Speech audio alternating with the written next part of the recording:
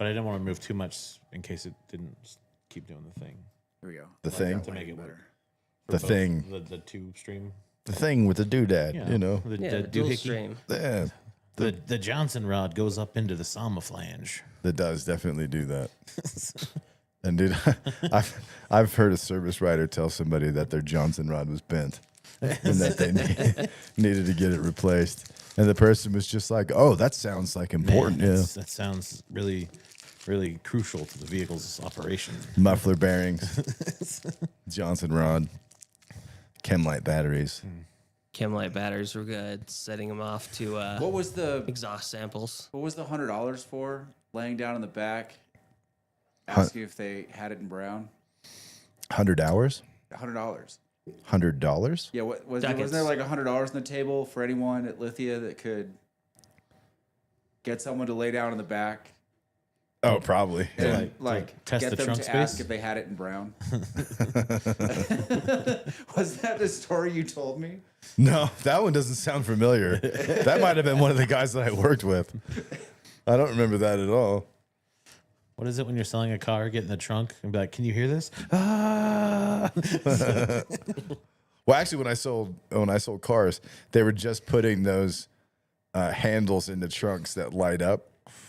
So if you ever get locked in your trunk, there's a glow in the dark handle that you can just, pop and get yourself out of it. So there were salesmen that would throw themselves into the trunk and then pop themselves out and be like, "See, there's a handle in here in case you ever get stuck in your trunk." You're trying too hard to sell that car, dude. Right. Also, like that's a government mandated feature. See, Yeah, well, it just started then around then. Yeah. You know what I mean? Like this was early 2000s, the early noughties. I thought the government standard was just to have a T handle in the trunk, not that it had to glow. I thought at some point it had to be like a glow in the dark or have a light or something. Well, I mean, there was a moment where there was nothing. Like in the 70s, nobody cared. They didn't even require seatbelts. Well, yeah. right. I mean, You think they gave a shit if you got yourself stuck in your own trunk? No, fuck no. That was just natural selection in the 70s. That's how shit was. Oh, somebody's in there. Men of something. that's That's Christian. Christian. men of digital golf have entered the chat. Christian, don't make fun. That's It's harder than it's harder than you think. And that's in a tomorrow. confined ass box trying to how, make it swing. how dare you? But is Christian a golfer? Yes. yes. Is he a Allegedly. good golfer? I don't know. Allegedly. Unknown. Don't know. He's not No. as bad as well, me. let's ask Christian. Christian, are you a good golfer? Or are you a terrible golfer? Or are you an average golfer? Which is to say terrible.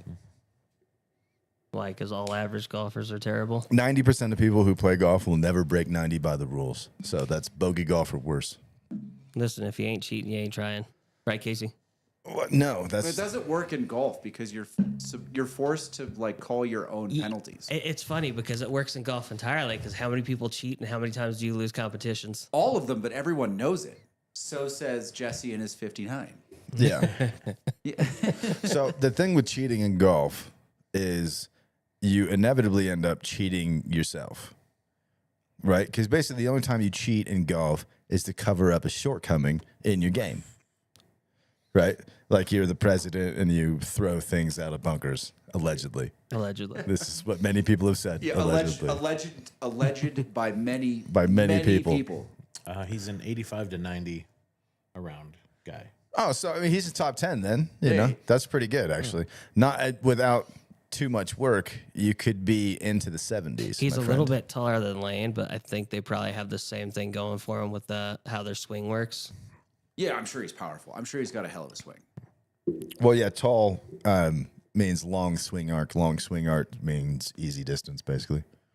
So taller you are, to a point, right? Like it gets to a point where it's awkward. Like if you're 7'2", yeah, you can hit easy distance, but finding that groove in the swing is going to be hard as shit. Yeah. You know, because Yeah. the clubs aren't even designed for somebody your size. They're going to have to make them for you, especially. Well, and like one of the things that make a club hard to hit is how long the shaft is.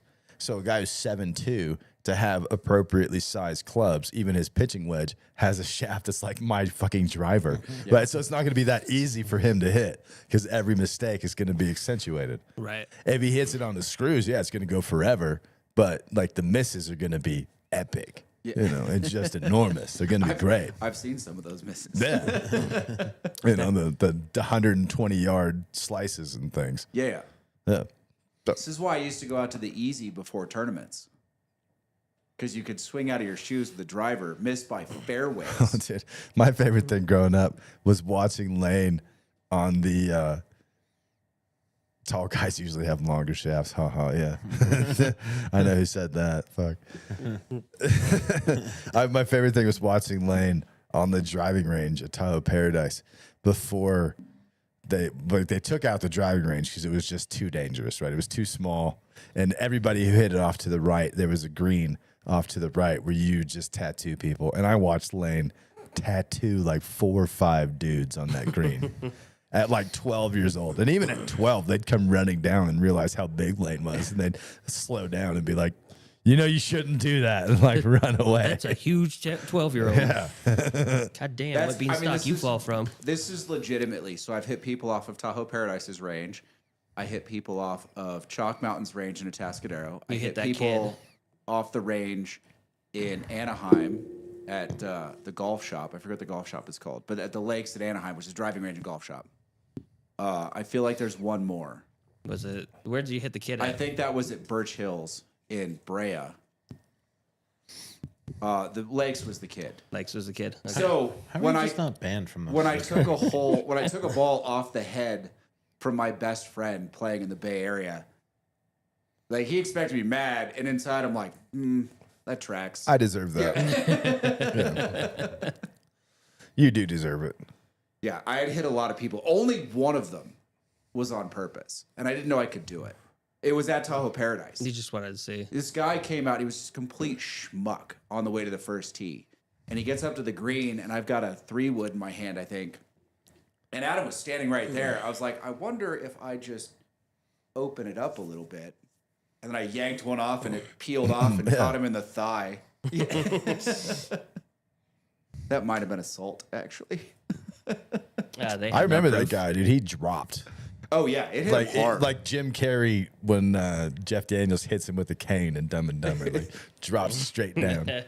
You know what I mean? Like, hit him right in the thigh, and he just went, straight to the fucking ground. I believe it. Doug Wilson cramping on the pitcher's mound. Yeah. That was great. That was one of the funniest things I've ever seen to this day. Bach. Bach. It was absolutely Bach.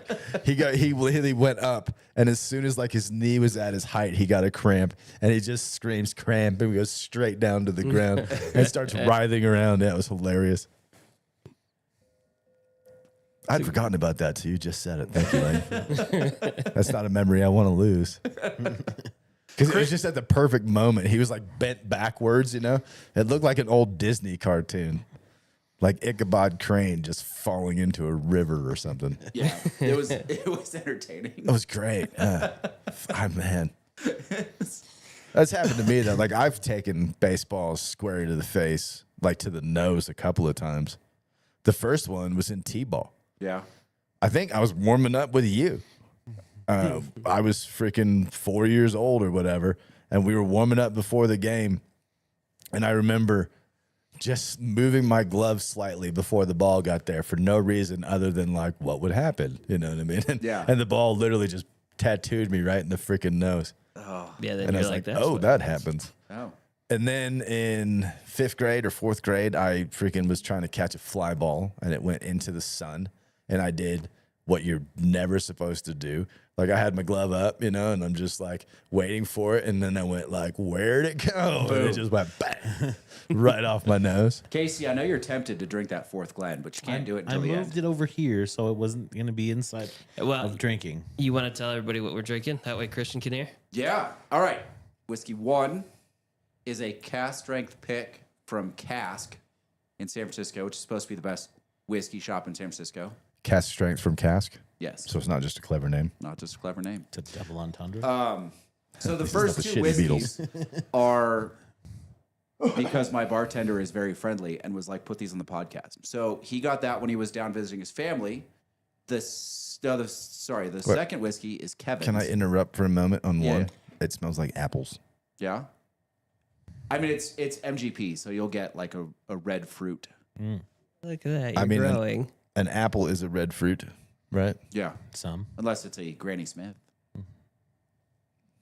I mean, No one eats those genetically modified freaks. that's like a pear. They're so mealy and bland. They can go fuck It's themselves. like a bitter pear. All right. Cask strength pick. We're rare character pick from Cask. Whiskey 1. Whiskey 2. Last year, you can see it on Kevin's table, is the 2024 George T. Stagg from BTEC. And Whiskey 3 It's down to the wire. is the 2025 George T. Stagg, courtesy of one of my bartenders. This is the 140. 142.8, I Yeah. believe. It is hazmat to be sure. Be careful drinking that one. And that Christian, like kicked my eyebrows back. if you'll notice, we have a special fourth Glen, which is the Oak and Eden Amberana finish that you sent us. Which we plan on doing a flight next week. Next week or the week after, or when we come back in January. And it does definitely smells like cinnamon bread. All right. So do you want to end it on a bad note or start it on a bad note, depending on I'm if it's going. good? I want the warm up. So the cast pick is like 115. So I want to go 115, and then what was last year's Stag? 132, 133, God, why are they so strong? 136.1. 136. So I want to warm up whiskey, Only. and then we're gonna go to the Stags. So and when the ridiculous. Stags are finished, I will try the Oak and Eden Amberana pick. And hope to God that once it's you've amazing. destroyed your palate, then you'll try it. Yeah, I'm offended. you should be. Oh yeah, because the cigar is great for your taste buds. I feel like you should have the Amberana first. That way you can burn it out of your taste buds with the I rest mean, of like, it. yeah, I feel like if you want to taste something, you No, gotta I'm do gonna it leave some now. of the cask for that. He's trying not to taste it. Oh really? You He's- don't want to he's- taste it? No, he despises Amberana with a burning passion. Which is why Christian sent it, because it's funny. It is all apple. He Isn't it? has the hatred of 100 armies behind It it. tastes pretty good too. It's like caramel apple. It smells like apple to me. Yeah. Yeah, I'll give you caramel apple. Well, no. So my sniffer works just fine. It's my taste buds that don't. Oh, Fair. oh yeah, I can smell things. that's good. I just don't taste them. Got Which it. is why so much of food for me is smell. Why I Fair. don't like mushrooms, because they smell I'm funny. surprised that's MGP because it drinks like a really, really good Booker's release. Right. Wow, it's warm. What's your first whiskey It's of the day? warm. Is it your first whiskey of the day? GTS Casey? I haven't drank today. 2024. Wait, I haven't tried the number one here. Get number one in your system. Get it going. Get it in there. Yeah. Get it in Get there. the system a churning. That's the apple smell. So, Adam, the number 2 and number 3, most years are my favorite. George T. Stagg is my favorite bourbon most years. Okay, right. Which I'm just going to keep calling Buford T. Justice Buford T. Justice until they make a Buford T. Justice whiskey. whiskey. I bet you could buy the rights for that really cheap. I bet you can't. I bet somebody still owns it. I'm sure somebody owns it, but I bet they'd be willing to get rid of it for, I mean, not like an insignificant, but not as much as you would imagine. I don't know who made. I mean, honestly, now that I say this, I'm surprised we haven't seen a Smokey and the Bandit remake. I bet you it's been in consideration 3 or 4 times already, and it's just fallen through every time. Well, how do you remake Smoking the Bandit? I mean, it's easy. I don't think you can. It's fucking easy. You get a bitchin' Camaro, Yeah. and you get a guy in a cowboy hat who used to play professional football or college football. Sorry, because Burt Reynolds played collegiately, right? Never professional. Yeah. So you get like a college athlete or a professional athlete. I guess nowadays it would be a professional athlete, and you give him a bitchin' Camaro because it was a Camaro, right? No. I don't believe It's it. Firebird. Firebird. All right, so you get him a Firebird, which they don't make anymore. That's fine. We can make one. Let's see, what are they saying? He's comparing whiskeys. To what? What to what? I don't know. You got to read that yourself. Christian says that between these two is deciding which one he's going to buy. Oh, yeah. He said that So, he's putting a lot of faith in us. what? But who? I mean, Who would play Burt Reynolds? Who would yeah, play Smokey? yeah, I mean, other than like, I was thinking Billy Bob Thornton. No. No, Come on. what's wrong with Billy Bob Thornton? He'd be Cletus. Oh, okay. I can see Cletus. That's fair. That's fair. Or- Apparently, they did a Smokey the Bandit TV show in the 90s, and Josephus worked on the set. That's hilarious. Yeah. I was feel it like Josephus is one of those guys that randomly, like you're telling this amazing story, and randomly he's like, "I was there. I was there. Let me tell you something." Yeah, I feel Well, I mean, I 90% don't think- of it's a joke though. I actually don't think Smokey and the Bandit would be that hard to cast. All right. Well, who's Smokey? Oh, well, nowadays, like, you could get any number of cats to play Smokey. You could get the dude who played Bob Dylan. You could get Timothy Chalamet to play Smokey and the Bandit. no, you need someone Timothy bigger than Chalamet. that. You get Austin Butler to do it. Okay, Austin yeah. Butler. Yeah.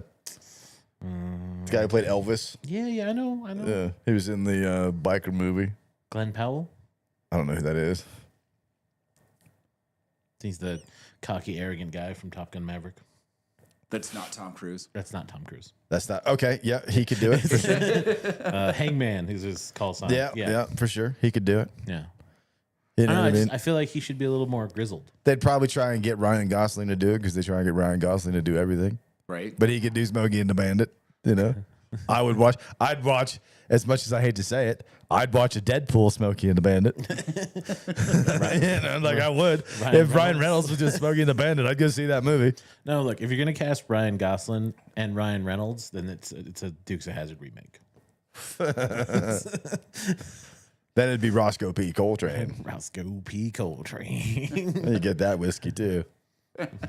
I'm sure there's a Dukes of Hazzard brand of Kentucky whiskey somewhere. Well, but the Dukes of Hazzard, I guess that was Kentucky, yeah, Hazzard County. Well, they were moonshiners, and I feel like that's a Kentucky thing. Well, it's a Southern thing. Yeah, but I think Kentucky's. I don't know where the epicenter of it would be. I would say it's probably where the first NASCAR track is. And that's probably the epicenter of moonshining in the South. Okay. Whether that's North Carolina or Kentucky or wherever. But I would bet you dollars to donuts that the first NASCAR track is where fucking moonshine and bootlegging started. Isn't the first NASCAR track the Brickyard? Indianapolis? I don't think so. No? Oh. It's just the most famous, I guess. I don't know what the most famous NASCAR track would be. Probably Daytona. I don't know. I just saw a thing where they redid mean- a circle or a turn, and the bricks are still underneath the tarmac. Yeah, that's kinda cool. Indianapolis, Yeah, right? but like it was in the turn, they were still under there. I was like, that's pretty cool. They're still there. Yeah. I think it's for NASCAR. It's Daytona. Well, I mean, that's the most famous track I would wager, but that's not the first one. No. But I mean, if you're talking about the most famous tracks, it's Daytona. So it says NASCAR's first track was not on a track; it was on the sands of Daytona Beach. Oh, there you go. Oh, there it you was go. Daytona. There you go. Daytona it is. Daytona. I mean, Florida, even though technically not a southern state by the Confederacy, right? As southern gets. Yeah. I love Florida, though. Florida's great. Everything about that state. Sunshine, beaches, rednecks, guns, Like, name another state where you can go surfing and then 10 miles away go shoot a machine gun. Texas. That surf there sucks, though. Yeah, but you didn't say it was good surfing. That's You true. just I said- mean, the surf in Florida is not much better. I shouldn't say that. Like by the grounds of what you asked. That's true. That's fair. That's I mean, shoot a machine gun legally? Texas. Because you could definitely shoot a machine gun in parts of California that are close to the ocean and then go surfing. not legally. Not legally. Not legally. Yeah. I'm talking about legally. Oh, okay. I'm not talking about like what you can. I feel like do. there are significant lengths of the Central Coast. Yeah, I'm not talking about what you can do if you just disregard the law, because that's everything. Yeah. So by surfing and machine guns, Lane was just like, so you mean heat? Heat. All right. I mean, there's No, many motherfucker. places I in the mean, Middle Point East. Break. Point Break. Sorry, they're the same movie. It's just, What's the laws on Hawaii for shooting? Hawaii is not friendly to weapons. Christian Oh, said he sad. thinks it started in Georgia. Hazard Is it County. Hazard County, Georgia, or is it Hazard County, Kentucky for the Dukes of Hazzard? I think it was Georgia. I mean, I would think it would. It looks like Georgia. Georgia is as freaking southern as southern states get. Yep. Like, Georgia's like the deep old school South. I do love Georgia though. That's where I went to freaking jump school.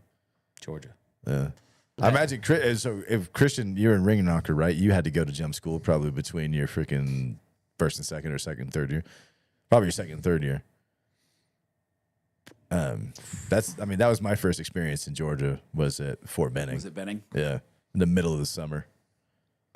Which, thank God, honestly, because no, dude, like they have sand pits that have beetles in them that are like huge little bastards. Yeah. And if you're not there in the summertime, they're alive.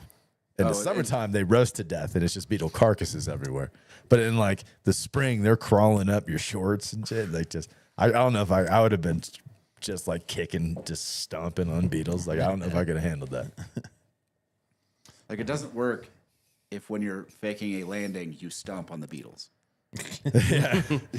Well, no, it was like the worst time. It wasn't so much when you were doing the regular stuff because you got all your stuff on. Yeah. It's in the morning PT when you're wearing like shorts. Oh, yeah. You know what I mean? You got like beetle like crawling up your shorts. Ooh. Yeah, he was there. Late March, perfect weather. Hopefully, I wonder about the beetles because that I think would have been prime beetle time in the sawdust pits. What's everybody smoking tonight? I have the Rocky Patel Edge? A10. A10, the Edge. Yeah. Weird name. Great cigar, though. I have the Dark Star, Rocky Patel. Oh, I like the Dark Star. Dark Star's good That's I think that might be the best R&D cigar he's done the last couple years. for a while. Yeah. Yeah. What do you have? Carita Blue and Gold. Ooh, fancy. Jesse even said, I thought I loved Georgia until I you realized smoking a it's in Carita Montgomery, Red and Gold? Alabama. I'm gonna say it the way Lane likes. I'm smoking a Mikadera red and gold. Now you're just fucking it up on Mikadera. purpose. One of them Mikaderas. Did you go to the Peggy Hill School of Spanish? Espanol. Yes. Española. Uno burrito, por favor. I will say that my grandma refused to teach me, and she still refuses to teach me. That's right. To You this actually day. are Latin, Yeah, aren't you? Yeah. we have that. He looks And I like Ricky Martin. I look like Ricky Jenkins. Ricky Jenkins. Is that what you said? Yeah. Sounds like a character. Out of Miami Vice. What nationality are you? Heinz 57. Little bit of everything. What you say? Got some So, Latin. My grandfather, like my great grandfather, was 100% Spaniard. That's like My European. my great grandma was 100% Navajo, That's not Latin.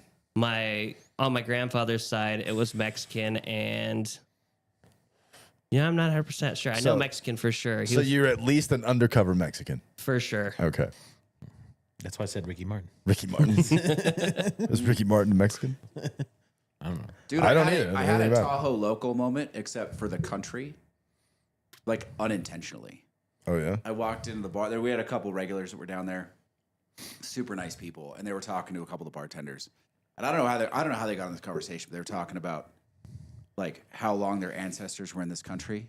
Yeah. And I walk in, and the lady looks over at me and like just lasers in on me, and she goes, "When did your ancestors come to this country?" I go, "My first ancestor came to this country in 1612." And she goes, "Well, my first ancestor came to this country on the Mayflower." And I go, "That was 1620. Yeah.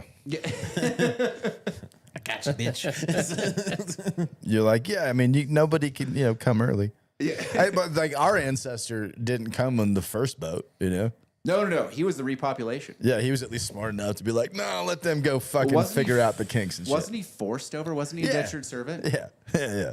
He But I don't was think- a. listen, after an entire like township disappears into nothing, I don't think anyone volunteers to go be the next people in the town.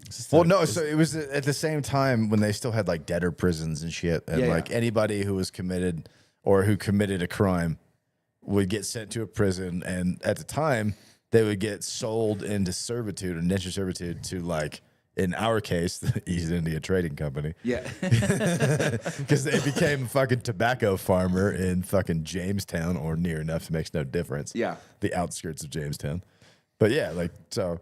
That was how it used to work back in those days. What was the dude's name? James Calicote. James Calicote. Yep.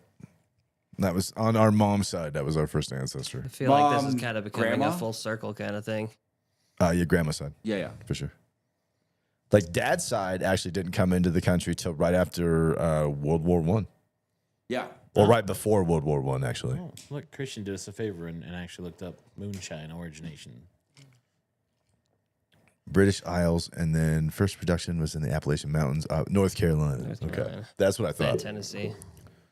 Yeah, I would have guessed North Carolina because that's where I thought NASCAR started was North Carolina. Well, now So we you know. said he was tobacco farming? Yeah. There's tobacco farming in my family. Yeah. Dude, my family- hang it on. came full circle because Hang you're on. smoking tobacco. My family was farming tobacco up until the 90s. Let's be fair. Why aren't you cigar owner yet? Let's be I fair. mean, Tobacco farming was everyone's job basically during that time. It was like the easiest way to get cigarettes. Like everyone had a little tobacco farm. Well, yeah, but like large scale. No, I get that, but I think by the 1800s it was like 80,000 producers of tobacco just on the East Coast. Yeah. Oh, dude, like I remember going into the drying barn with my cousin when I was 8, 9 years old, and just like rolling up fucking leaves Yeah. and lighting them on fire, just like choking to death. But we thought we were cool as fuck, smoking tobacco leaves. But yeah, like if you've never been into like a tobacco leaf drying barn, you're like, what the fuck? It's a hard crop to grow. It takes forever to friggin' cure. It doesn't make much money. Like the only people who make money off tobacco are the ones that turn it into cigarettes and cigars and things and sell it. Like the farmers make next to nothing. Yeah. All the people that were growing tobacco back there now grow soy because they get paid a shitload of money to do I was it. about to say, don't you get a bonus for soy? Yeah, they fuck don't yeah. just rotate it through. No, with other dude, things. tobacco is one of those that's super hard on the soil. I meant like with the other stuff like soy, corn, and all that. There's just no money in it now. Okay. Yeah, like they would, but there's just not enough money in it. You make Fair. twice as much money growing soy and the other stuff. Well, actually, probably 5 times as much. You know what I mean? But like, there's no subsidies for tobacco anymore. No, I mean the farmers that are making money in tobacco in Central and South America are doing it by volume, or they're vertically integrating everything and they're growing the tobacco and then producing the cigars themselves in a house label. Like Plasencia forever made money because they're the largest tobacco producer in Nicaragua. Their cigars are meaningless to their revenue because they sell to everybody. There's something like an 82% chance if you're smoking a Nicaraguan cigar that doesn't say Padron on it that you're It's smoking their theirs. tobacco. Yeah. Yeah, their hand is in it at some point. Okay. But they're making money by volume. Got it. And then like Fuente is completely vertically integrated. Fair. So they're making money through everything. Yes. The whole process. Be Yeah, careful with that too. Oh, believe me, I know. Smelling these things smells. Would you buy a tobacco farm and then start growing and selling and all Hell that? no. I mean, I wouldn't turn down any business out of pocket. Like I would look at it. The chances of finding a tobacco operation that you could make profitable without serious investment are pretty thin. Right. But like, I'd look at it.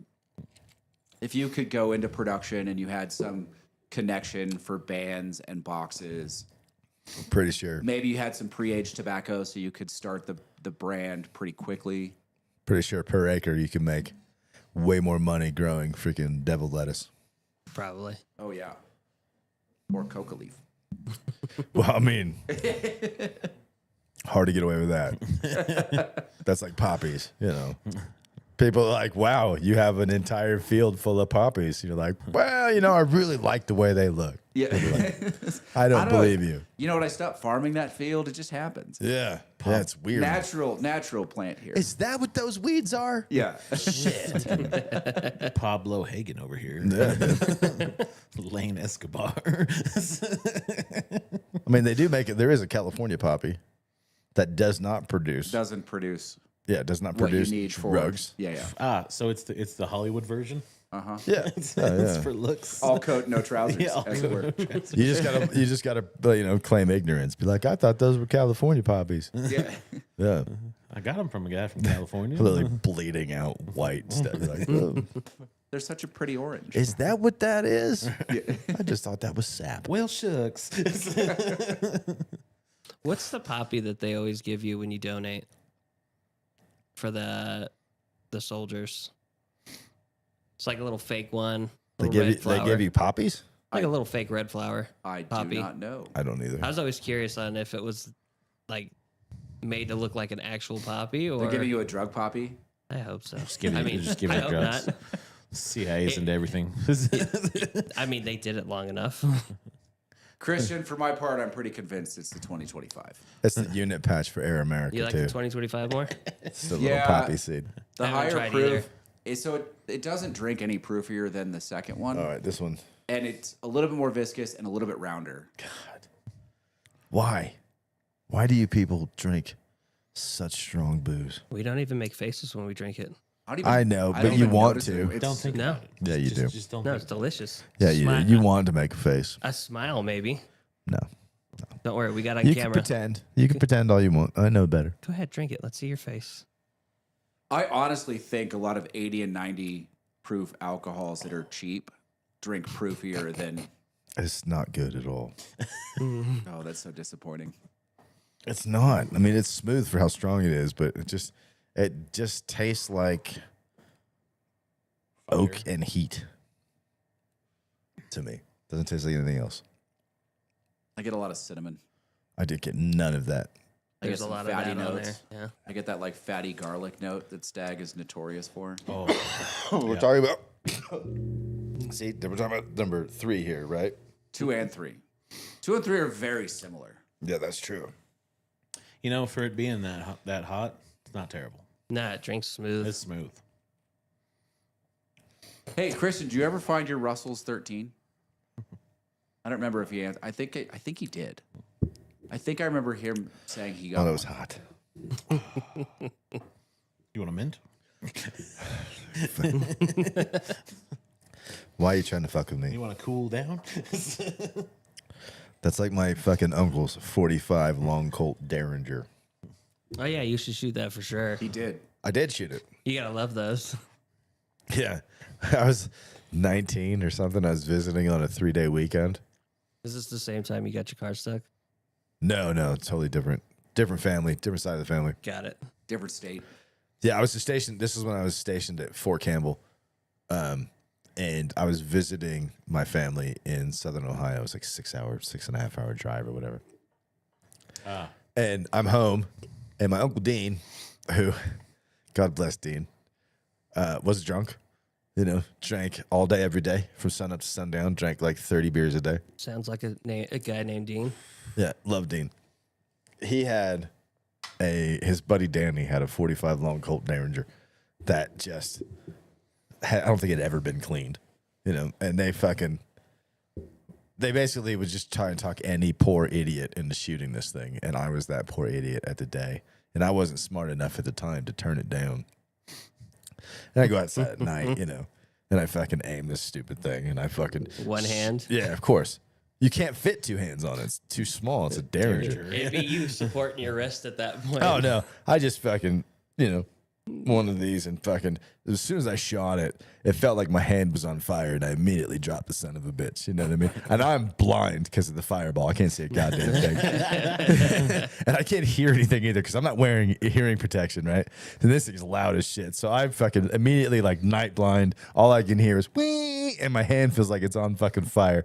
So I'm jumping around fucking screaming. They're laughing their balls off, of course, because they both got this thing, shot it one time, and then never shot it again. And he tried to talk anybody else into trying to shoot it. Just to watch. Yeah, and I just to watch it. And I shot it, obviously. And then I spent the next fucking 2 days trying to talk everybody I could into shooting it. You know, because that's what you do. Of course. But yeah, that was the worst. What do? We punish people. Yeah, that was probably the. All right, Lane. Yes, I have the 13 and the 9-year special edition on the way. Lane, Okay. would that 2025 be better with an inch cube to settle it down a bit? Absolutely not. How dare you? How dare you speak blasphemy?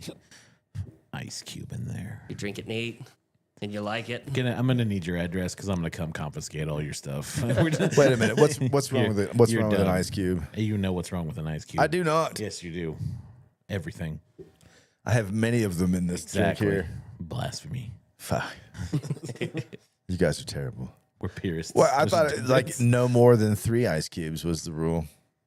I don't put ice in my whiskey Why?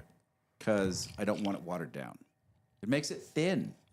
The whole And see, my answer to you, sir, is drink faster. the whole reason to drink proofy whiskey is because the viscosity is better. Well, I mean, you're saying, avoid ice, right? Because you don't want water. I say drink faster if you don't want water. No. You drink it fast, right? Making it colder takes away some of the flavors. I mean, see, It tightens up your taste buds. I totally think that's a good thing. I'm not going to say I disagree with you because I know nothing about it, but I like things that are cold. So in this instance, I don't care what it does. I fucking like cold things. And I Right. totally fucking think that's a good thing. right? Yeah. Because, I mean, honestly, you like these stag ones here? Listen, I would gladly To me, they just Gladly taste like offer fiery chemicals. a number of very good bottles in trade for whichever year George T. Staggy ended up with. Right. Many, many bottles of stag. I do. I mean, you gotta say it right though. Remember, it's stag. I've got some really good stuff. Similar price point. I've got some backed up Russell Single Rick. I've got some 1924. I just picked up a Weller Single Barrel. Yeah, see, Christian says he still has working taste buds, so he uses ice cubes. It One or purified two. water ice, small ice cubes. Oh, One or two. Okay, that's a little bougie, my friend. But yeah, I like the fact that you use ice cubes. purified water, ice cube. Yeah. That's right, bougie. Yeah. I mean, if you're gonna go that direction, They're the Formula One of ice. It's cubes. actually not water. It's frozen tears. if you're gonna go that direction, Christian, couple drops of water and a whiskey stone that's been in the freezer. It's a little eyedropper. Boop, boop, boop. Yeah. Jesus Christ. I don't know you people. I can't even talk to you right now. Yeah. I don't have no This is so bougie. All right. I'm willing to Did do they this teach you before I this in finish ski this. school, Lane? Yeah, probably. Yeah. Before you Are you gonna do it before you finish off your turned stag? your nose up Yeah. at the rest of us. Is it Yeah. time? Yeah, I we're think watching. I think it it's time? time. Get the camera on him. It is. Yes, excellent. Oh, it opened up more. I mean, it's all Ambarana finishes have the same base notes. Oh, is this Yes. 4? Is It's this the cinnamon? cinnamon. This is the 4. Grandma's cookies. Iced iced oatmeal, oatmeal like cookie. ice, like white icing, like sugar icing, cinnamon. Yeah, and I get it oatmeal, and I tastes- get I get a slightly funky oatmeal note. It tastes like this is what would happen if you made a Cinnabon / alcohol advent calendar. Yeah, but it doesn't Yeah. have the bready note. It's definitely oatmeal. It's like a darker sort of haunting yeasty note. It's not dough. I mean, I'm not going to argue with your description because it was at least slightly poetic, but I don't know the difference between dough and oatmeal. No. No. To me, those are basically 2 forms of the same effing thing. So Here we go. Here we go. And Listen. it's weird. Yeah, super weird. It's you can tell it's quality whiskey. Like it's very good whiskey. yeah, It's not sharp. Can you? The proofiness is hidden. Like it's a very proofy whiskey that doesn't drink like it. yeah, it's The 114. age on it is good. The finish on it is good. It's the same. Like there's this Ambarana, like this Still has the funk. sour oatmeal note I get on the back of my tongue with Ambarana. It's the same flavor note. Is it Casey's? Casey's gonna love it. I don't even need to pay means attention. it's fucking delicious. So to me, that tastes like really, really strong mulled wine. Okay. Yeah, yeah. Like there's Like if you warmed that up, I actually think it would taste a lot better warmed up because it would taste a lot like mulled wine. It would just be really strong. Okay. A little cognac warmer. Kind of, yeah. I think that would be good for that because it does. It tastes. It tastes like cinnamon wine, like spicy apple cider almost. Yeah. That stuff is delicious. It was far spicier than I expected it to be. I just get a slightly musky note on the back of the tongue, which I don't like from Amburana. Christian. It is a little more proofy Come than on. the Penelope. That's for sure. It's clearly very good whiskey. It's I know a lot of people that would That- love it. That would fight for that Is bottle. this the one Christian sent us? Yeah, yeah. Christian, have you ever tried this warmed up, like a brandy or a cognac? no, Or like a hot toddy with some honey. Yeah. he usually eats it with his cinnamon toast crunch bacon. I mean, that's my That's kind of for guy sure. right there, buddy. He's all, now we're talking. Yeah, no, like me and you, we can ride the same golf cart. Is what I'm saying. This was what? Cinnamon toast crunch bacon. Christian, Sounds do you delicious. eat chicken fried pate? Otherwise known as chicken nuggets. Oh no, I'm sorry, we don't do chicken nuggets here. So Going back to the stag is just incredible. I don't know, I This think is you so should. good. I think you should go back to the Amburana now. The You stag should. is so You good. should Is that finish is that a sin? Recommend like thinking like to warm up whiskey? Is that like a No. I mean, there are plenty of. That's not a whiskey above being put in a cocktail. Like, I think that would probably be a very good. In fact, like an Amburana finished whiskey and a hot toddy would probably be phenomenal. Oh yeah. Yeah, be great. Honestly, I'd put that in coffee. Yeah, I mean, I imagine I don't drink coffee, but I imagine that's probably That be pretty coffee, good. man. Oh yeah, an Amburana finished whiskey as a Little base for an spicy Irish coffee. cinnamon coffee. Yeah, Yeah. that'd be all right. Now we're talking. You know, the stag overpowers this if you go straight from stag to it. Oh yeah. I'm all Got, on you got stag. you got I drink. mean, the stag Well, I mean, is, that's because Buford T. Justice is all about power. aside from being You know, he's like no very weakling. proofy, it's also usually about 15 years old.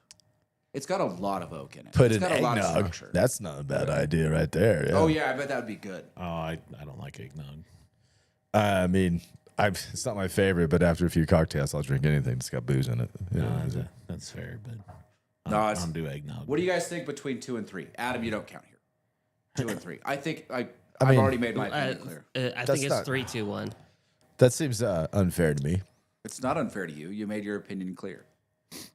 Well, I mean, honestly, I like. Wait, hold on, Adam. Between 2 and 3, which is the least worst? 2. Yeah. It was less proofy. That was obvious. Yeah, it was Yeah. less proofy. You guys know what I'm going to say. Yeah. Yeah, that's why I didn't include you the first time. Casey? Hey, I'm just saying that's not really nice. No, it's 3. The notes in 3 are so good. Yeah, I was gonna say I like 3 a little bit more than 2. The flavors Yeah. are bigger. Yeah. You guys are fucking making me drink this again. Well, this bottle's been open for almost a full year now since I've gotten Yeah, it. isn't that the one we It's basically just so killed for strong. New Year's? Like, so Yeah. what do you Yeah. what Because do I you brought it over smell twice. when you smell this? Number 3. So I get cinnamon for sure. Stovacor. And like a Stovall core. God damn you. Yeah, how about them apples?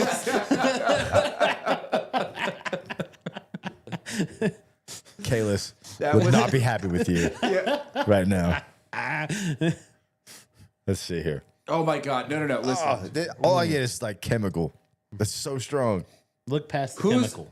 who's the ridiculous character that has to speak in? I don't even know what you call it. Casey. Well, yeah, but it's me. But well, yeah, what? For what? In Star Trek, they made fun. They have him in Lower Decks too. Oh, this is a species. They're talking metaphor you're talking about. Yeah. Oh, the his arms open. Yes. Those guys. So listen, if GTS is like the best Klingon ale ever, Yes. like the best Klingon blood wine ever, Yes. Amburana finish is that species. 100%. Yeah. Oatmeal cookies Yeah. taste wide. Cinnabon. weeks old.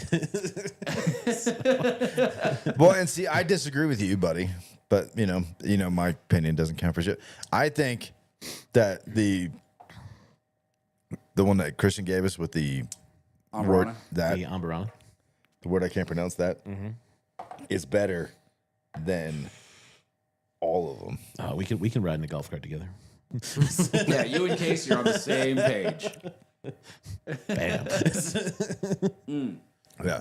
Yeah, it's in 2025. Look, all I'm saying is I can get like 4 of those Oak and Eden bottles for one of yours. Quantity over quality. Well, it depends on if you're paying secondary or not. Hey, I got you 3 RD1 and that's still not even half the cost of a George T. Stack. for 120. That is true. $249 is what I got this to stag for. This one he got for 180 Oh, nice. Jesus, don't Yeah. mind me. I'm just banging on shit. at a yeah. Safeway. At a Safeway? Yeah, 180. What Safeway is he My going bad. the one up here? What's wrong with you? to? Shit, I gotta go there more. He's probably on a list though. He got a text for that one. I found out. I didn't know that he did, but he got a text. So he knows the guy really well. Yeah.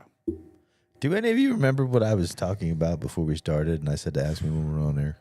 There was a couple of Being a things. delinquent with Matt Alton. Oh, yeah. Docs the And full name. Got it. golf clubs in the car. Oh, yeah. Yeah. Why? There's debate on golf clubs in the car. The glue. The glue. It dries the epoxy. This is what they say. Yeah, they say that it shortens the length, the irons, mostly, right? But it's all the clubs, but most of the irons. So the constant heating and cooling screws up the glue, so they don't last as long. I, though, have never found this to be the case. Also, I'm willing to sacrifice more than like general length. Like if it's a distance thing, I don't know that it's noticeable. If it's a lifespan of the epoxy thing, Yeah. I am willing to sacrifice the last year of the epoxy so that I can have my clubs available whenever I want them. But does it change if you have the windows cracked? Well, yeah, it doesn't matter. It's because they're normally in the trunk, unlike you, weirdo, who keep them in like the back seat. He has them in the back seat too. I don't have a trunk. Yeah, he's got a hatchback. Well, I have a we don't have hatchback as trunks. well. You have a fucking SUV. That's not a hatchback. The shit's in the back. Well, I haven't tried. Mine don't fit wait, the back. hang on. There is a hatch that opens in the back. And technically, it is a hatchback. It is not. And I would also have to sit there and put the seats down and all that. And I don't like doing No, that. you're fucking splitting hairs right now. right. Listen, Hang on. Yeah, last Wednesday, I watched Kevin put his golf clubs in the passenger seat. Good man. it's a good man. It's better He than damn my near wife put the sitting there with seatbelt the on them kids. so they were safe in case Yeah, of an yeah. accident. For the airbag. It's so easy to get to that way, though. But I will listen. All that's going to happen, you're not going to damage the shaft. You're not going to damage the club head. All that's just going to happen is the epoxy. epoxy is going to separate and the club head's going to spin, and then you just go get it redone. Yeah. And then you're gonna know the epoxy's bad anyway. Yeah. So this is a good time to get it done. So that's why some people say don't keep them in your car. Some people say always keep them in your car so they're always ready. I think always keep them in your car. I really don't think the temperature difference makes the fucking clubs change all that much. And honestly, if you're beating them to death, like if you're hitting 500 balls a day, you're going to wear out everything else long before the epoxy gets fucking Yeah. blown. I mean, I've spun some heads on some clubs before. But I don't care. Like, I would rather just have my clubs available. Like, I can sneak out of work early and go to the Splitting driving range. hairs is Kevin's Navajo name. That's why Casey laughed. As soon as I read it, I was like, "That's fucking hilarious." That's fucking perfect, actually. Old splitting hairs. How? That's what I'm gonna call you right now. And the other one was hairs. being a delinquent with Matt. Dude. So we were like 9, 10. And Matt, in the end, fully embraced the punk rock lifestyle. no, yeah, good for him. I fucking love Matt. But like we were 9, 10 years old, and his mom had the graveyard shift at the casinos. So we go to his house, and we basically had his house to ourselves till like 7 o'clock in the morning. So the amount of bullshit that we did that we should have gotten in deep, deep trouble for that we got away with was insane. Like the first cigarette I ever had, Matt. First fucking alcohol I ever had with Matt. You know, we didn't smoke weed because his mom didn't smoke weed and we were too young. Yeah. His mom might have smoked weed, but we didn't know it at the But time. she hit it better she than hit other that moms. shit. Yeah. But if it was there, better it would than have say happened. Tiffany's mom. Oh yeah, dude. Dude, we used to call pizzas to the fucking neighbors, you know, and just watch the pizza delight come, and then the fucking shouting match would ensue. Like this is back before caller ID. Yeah, I say this predates Star 69. Oh yeah. I think remember stealing golf balls? Oh yeah. We would wait. Tahoe Paradise. We would wait until people hit their golf ball onto the green, and we would run out from the fucking road and steal their golf ball and run off. Didn't someone steal that chick's hole in one on that par 3 up on the hill?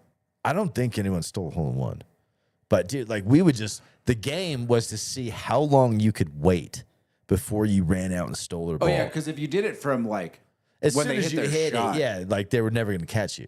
It was the trick was to like wait until they were almost on the green and run out and do it. There was the one where they drove the golf cart through the creek and onto the road. Yep.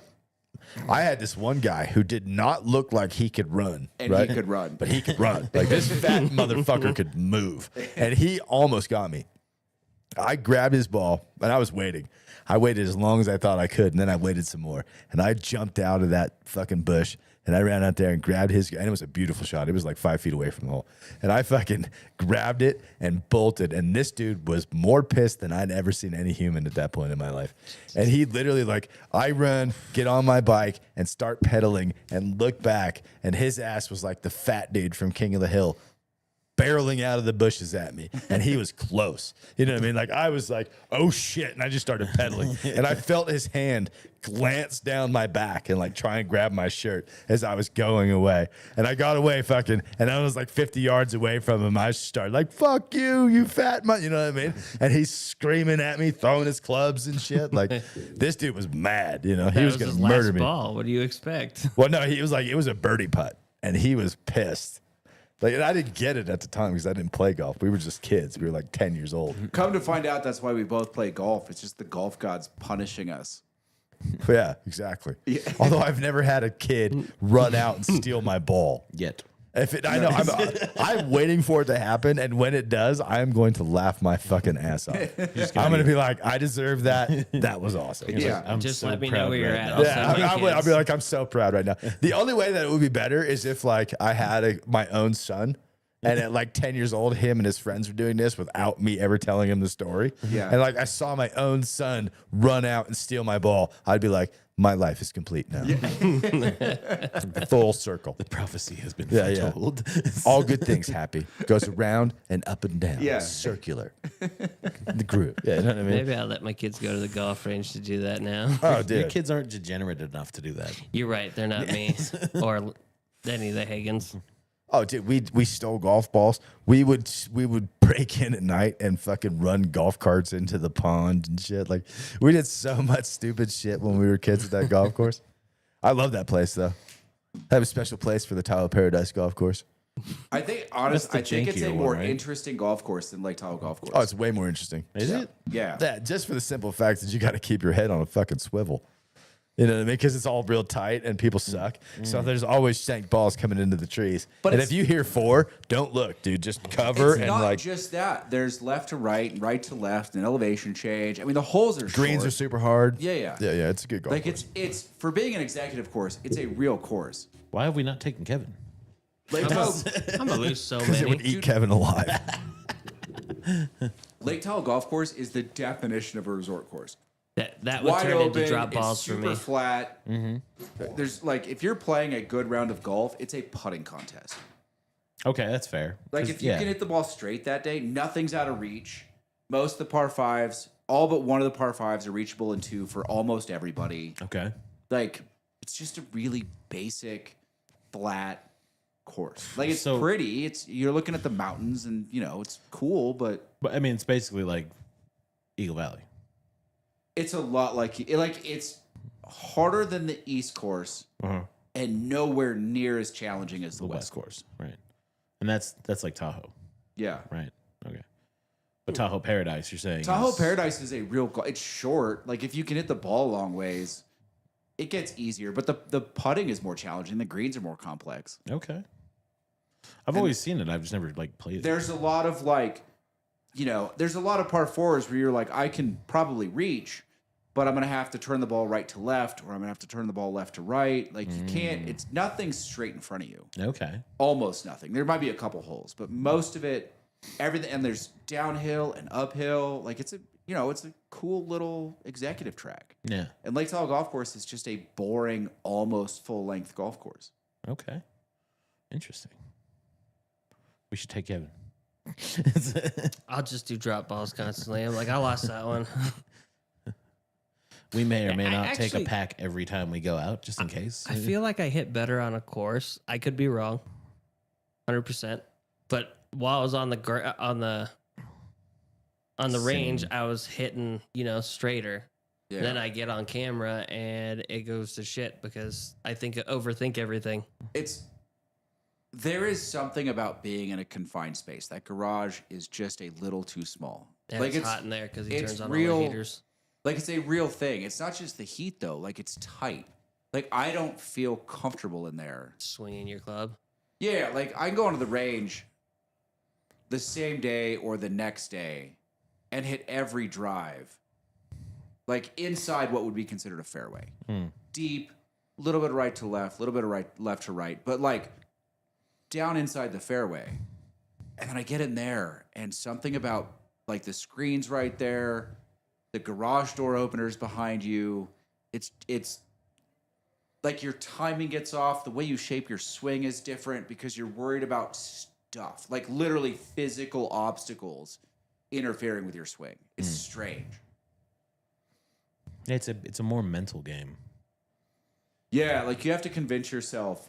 You either have to just swing easier or you have to convince yourself to just trust that everything's going to be okay. Like you're not going to wreck your driver on a garage door opener. Yeah.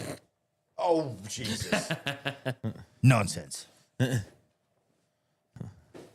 Well, I mean, You wrecked the garage door opener before. height wise, I mean, you probably would hit it if you were closer. I've also taken 2 shots in there. I took one off the nose, which drew blood, and then I took one on the side of the head, which still hurts a little bit. Both Okay, see, well that's more legitimate. That's more legitimate. That's real. That's how other people felt when you hit them. I walked into work and they're like, "Did you get into a fight?" It's like, "No." Come on, you're supposed to say yes. Yes, the golf ball Come one, on. though. You know the rules. It's always a yes. And then Will was like, because I haven't had the same vein under my eye for the 20 years that I've known him. He's like, "Well, you do have a little bit of a black eye." Like, it's not a black eye, Will. It's that The vein same that comes vein out. Yeah. that's been under my eye as long as you've known me. That's from all the anger being suppressed and you just pushing that vein out. It's not that. It's just a vein. Yeah, Lane doesn't suppress anger. What are you talking about? You. You want to see a vein pop out? Dude, what is it? All right, so in the last like 18 months, and it's getting worse. More guys walking by, like, and I walk pretty much head down. Like, I'm a dick. I was like, hemorrhoids? yeah, right? No. But like, I'm not staring at guys. Like, I walk close to the wall because I don't be in people's way. I walk with my head down for the most part. And I'll like look up and there'll be a dude just staring at me. Like what the fuck is this, man? And they won't look away. You got to stare at them for like 6 or 7 seconds until they're like, "Oh, I can't stare. Like, this dude's kind of big and I'm probably a fucking twat." Like, what is that? Why are you beating up blind people? I'm not beating up blind. It doesn't even make sense. People just staring at you. You're like, what are you staring at? It's so, I mean, and for it's the so record, that's more ridiculous. my style. But that's low hanging fruit. That's where I live. It's so ridiculous. Like, It because people haven't had their ass kicked. is it like I don't know what it is. Like, what are you trying to prove to yourself? No, Like, no, what no. is it? It's just lately everything's getting more and more belligerent. You know what I mean? Like People need their asses kicked. things are getting tighter for most people, and people are getting fucking surly because things are getting harder and harder, and it's just But like, there's no real win. Like, if you're staring me down and I never look up at you, and then you look away. Like, do they take that as a psychological win somehow? Like, there's no value to that. I mean, dude. I mean, you might as well ask why a fucking schizophrenic doesn't know reality. You know what I mean? You might as well ask why does Jesse lie about his golf score? Right? You're Hey, never that's going to not get lie, a that's satisfactory answer. You know what I mean? People are shitty. Yeah. That's just what it is. But I mean, on a bad day, you look up and they're staring at you, and you're just like, you just kind of stare at them, and eventually they look away. On a good day, I look up and they're staring at me. I'm like, "What's up, man?" And then they immediately like, "Oh, you We're noticed me." moderately intelligent apes. You're lucky that guy doesn't like squat down and start throwing shit at you.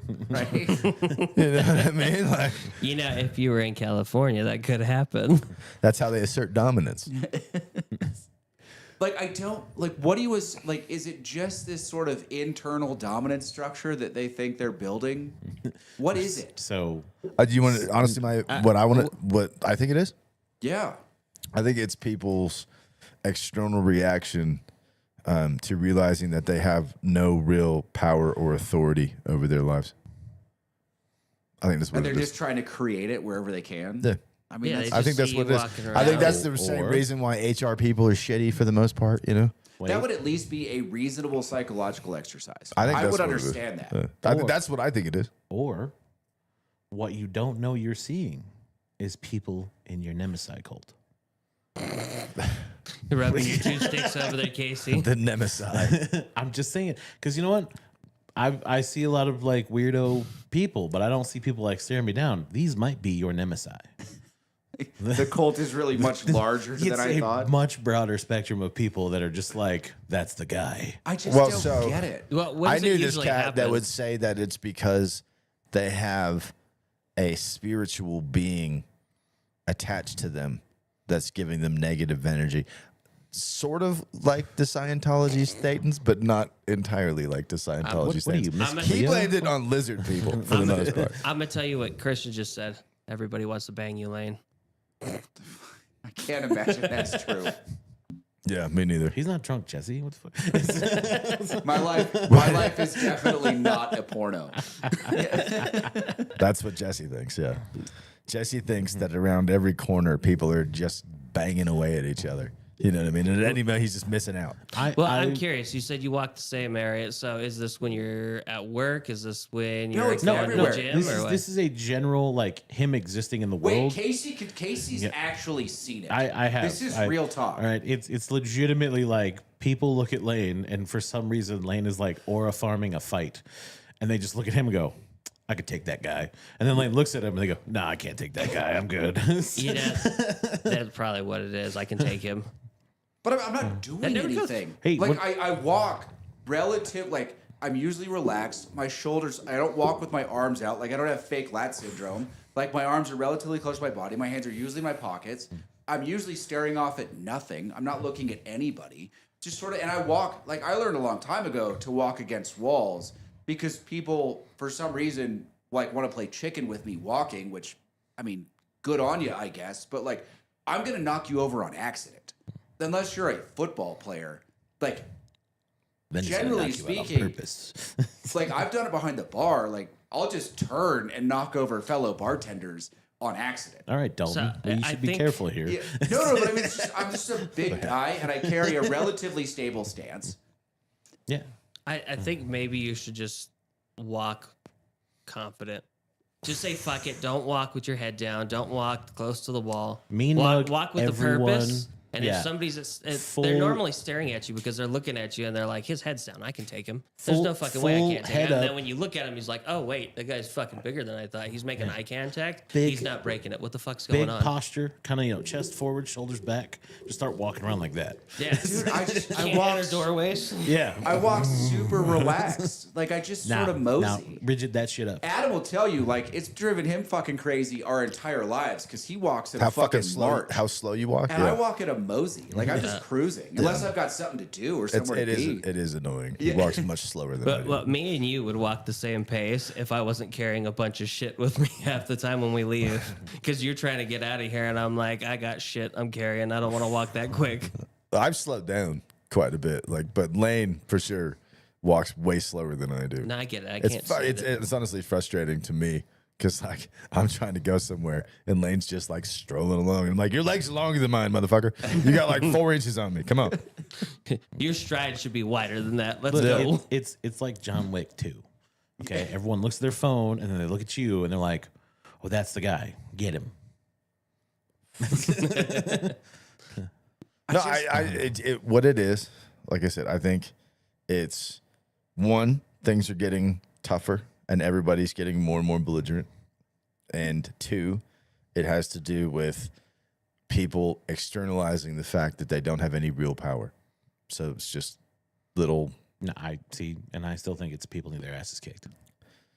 It's a Well, little no, bit of both. some people like getting their asses kicked. No, I get that, but I think the people that Lane is talking about are the people that need their asses kicked. Like I'm not gonna say I like getting my ass kicked, but every few years it has to happen. Like there has to be a physical altercation. You know what I mean? I know this goes against modern thinking, but I think every couple of years you have to get into a fight. Yeah, you need to get scrap. You're getting into a scrap. Yeah. I mean, it wakes you up. It changes your perspective. See, Well, and it also keeps you humble. You know what I Yeah. mean? Because you realize just how dangerous they really are. See, and that's Like getting into a fight, you don't think about it, but at any given moment, you can do something that could mangle the other person, or something can happen and you can get mangled just for no other reason than say like your foot slipped and put your fucking throat in the wrong place. Oh, yeah. I mean, listen, like fights are squirrely anyway. Yeah. Like they're unpredictable, regardless of how many you've been in or how well trained you are. Like it doesn't take much for it to go the other direction, Yeah. They Like can it's- go wrong real quick. especially when there are no rules. Yeah. look, recently I've learned, okay, if you're going to be in a scrap, what you need to do is announce yourself first. Okay, so for you, it'd be Lane McLeod of Clan McLeod. I'm telling you, if you announce yourself to someone like that, they're going to be like, oh, shit, hang on, maybe I shouldn't fight this guy. Stands real straight up and very fucking formally announce yourself. My name is Lane McLeod of the Clan McLeod. Yeah. You have declared formal war upon me, sir. And I will have my vengeance. I was thinking more Princess Bride No, for you. it's Highlander for sure. You think Yeah. so for him? Yeah. I don't know. I've been watching the Highlander TV show, so That's fair. What was the princess's name in Princess Bride? I don't remember. Somebody has to remember. It was like Penelope or something stupid. It wasn't Penelope, but No, it it's was, not Penelope. was something like that. Right? It Princess Peach. wasn't Peach. Different prince. Marius. Your princess is in another castle, sir. But either way, Lane would have told that princess to fuck off. Yes. He would have been like, bitch, you're carrying your own gear. Like, as you wish my ass. Oh, dude, I had a Instead of like, as you wish, it would have been like, go fuck yourself. I had a would-be girlfriend, and at some point she's like, when are you gonna get another motorcycle? I'm like, I don't know, whenever. Like, I don't have a garage, I don't have any place to put it. Like, whenever. She's like, I want you to get another motorcycle. I'm like, why? She goes, so I can ride on the back. I'm like, oh, no. You're gonna get your own bike. I'm too fucking big for that. She goes, what? I go, yeah, you're gonna get your own bike. No passengers. Passengers are a pain in the ass. So, well, I agree with you. Nobody ride on the back because it's stupid. But the sidecars. Okay. But no, the question is valid, Lane. When are you going to get another motorcycle? I know, I've been looking at bikes. I just have no place to put it. Dude, that's fine. We can work that out. Yeah. Turns out there's plenty of space in the garage. Yeah, there is. I've been looking at bikes. I really enjoy having a motorcycle, and in the summer it would make my life a lot easier. What bike would you get? I would probably get something similar to yours, but slightly larger. Yeah, for sure. I don't blame you there. But like, so what? MT-07, MT-09, Honda CB 750, Kawasaki Z900. No, like You wouldn't get a cruiser? They're more comfortable. no. Like maybe like an SV1000. No, yeah. That's a good bike, dude. I almost got the SV650. I don't like the maintenance costs on them, but the Triumph Tigers, like the 1100s, those are really nice bikes. Dude, the Street Triple is a great bike. Yeah. Street Triple's a good bike too. Triumph Bonneville. Bonnevilles. I love the Bonnevilles. The only reason I didn't get one, I almost bought the Royal Enfield Bear 650, but the seat was uncomfortable as shit, and it's a little tall too. If I had that BMW, I would immediately start to cafe it out. So I thought about that, but I really didn't want to spend like. No, I get that. The cost is prohibitive, but that's what I would start to do. Because I've seen, like, not every cafe version of that bike looks great, but I've seen a couple that look incredible.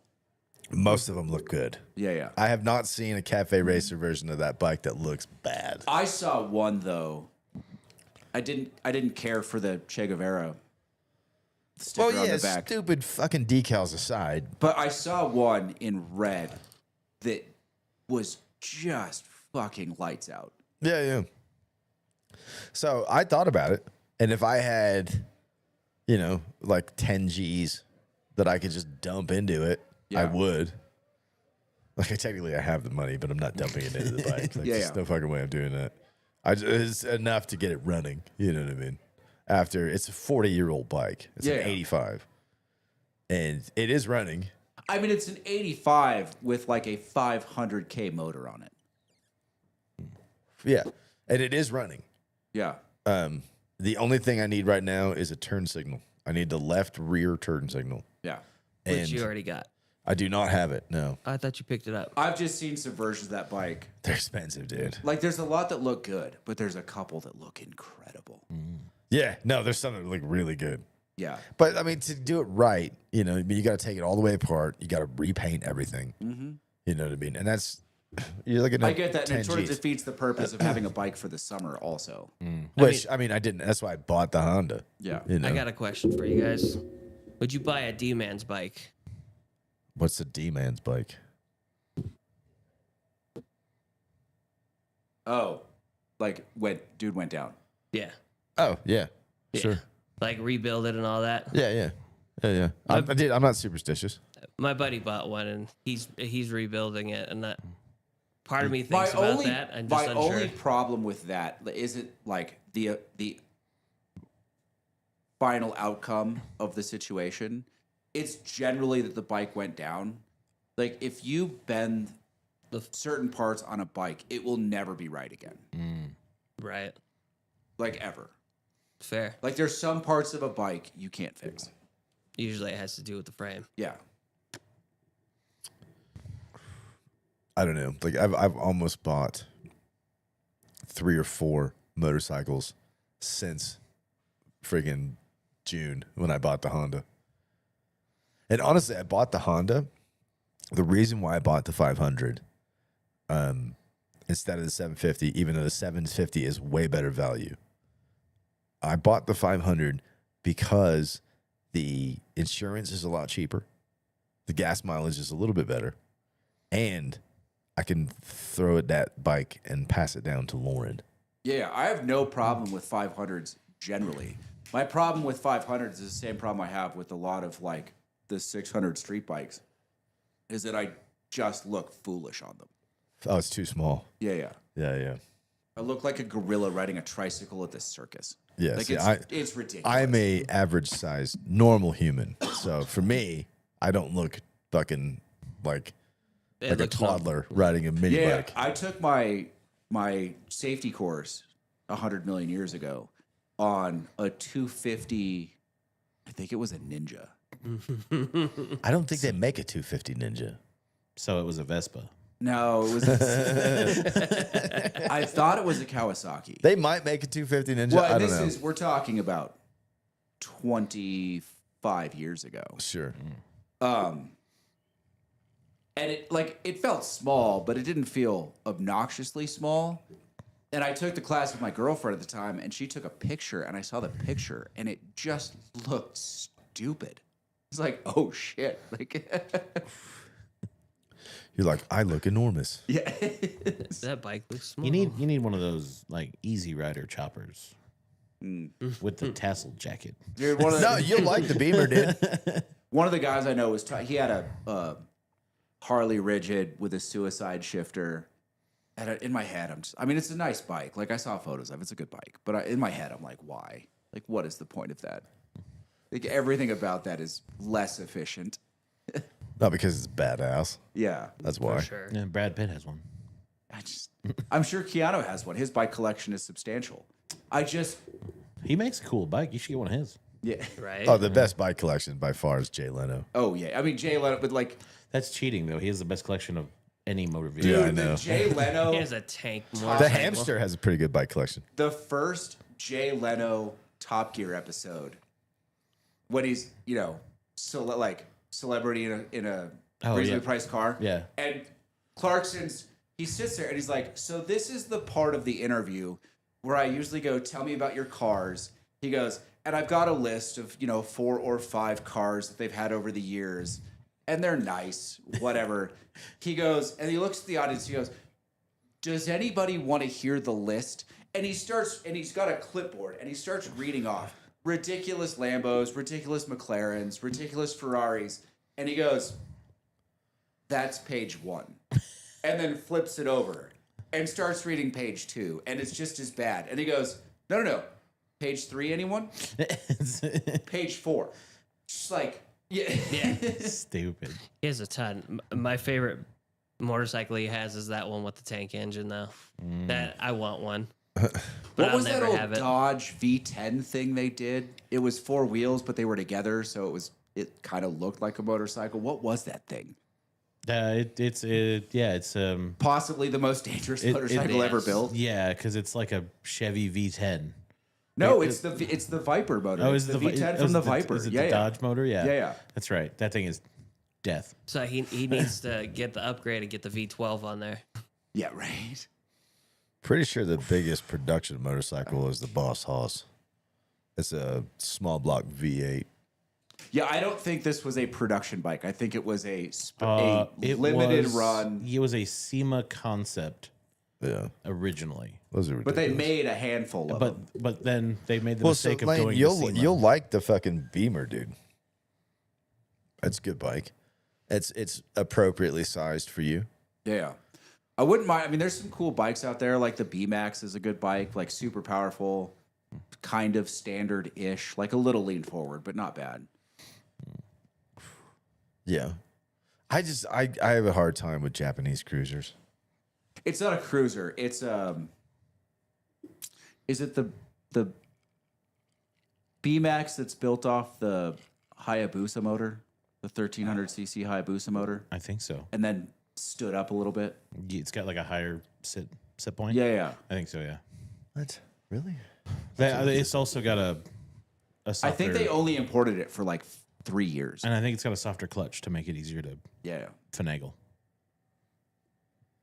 I mean, Hayabusa. I've sat on a couple of Hayabusas. I mean, not that I need a 1300cc street bike, but as far as like sizing and comfort goes, the geometry's just fine. You know that. So it's technically a muscle cruiser, okay. produced from '85 to 2020. Yeah, but they didn't import it all those years. I don't believe. Well, I mean, technically, you can import any year you want. You just got to Well, pay yeah. taxes. It's a Yamaha. What's the Suzuki version of that? Wasn't it the B King?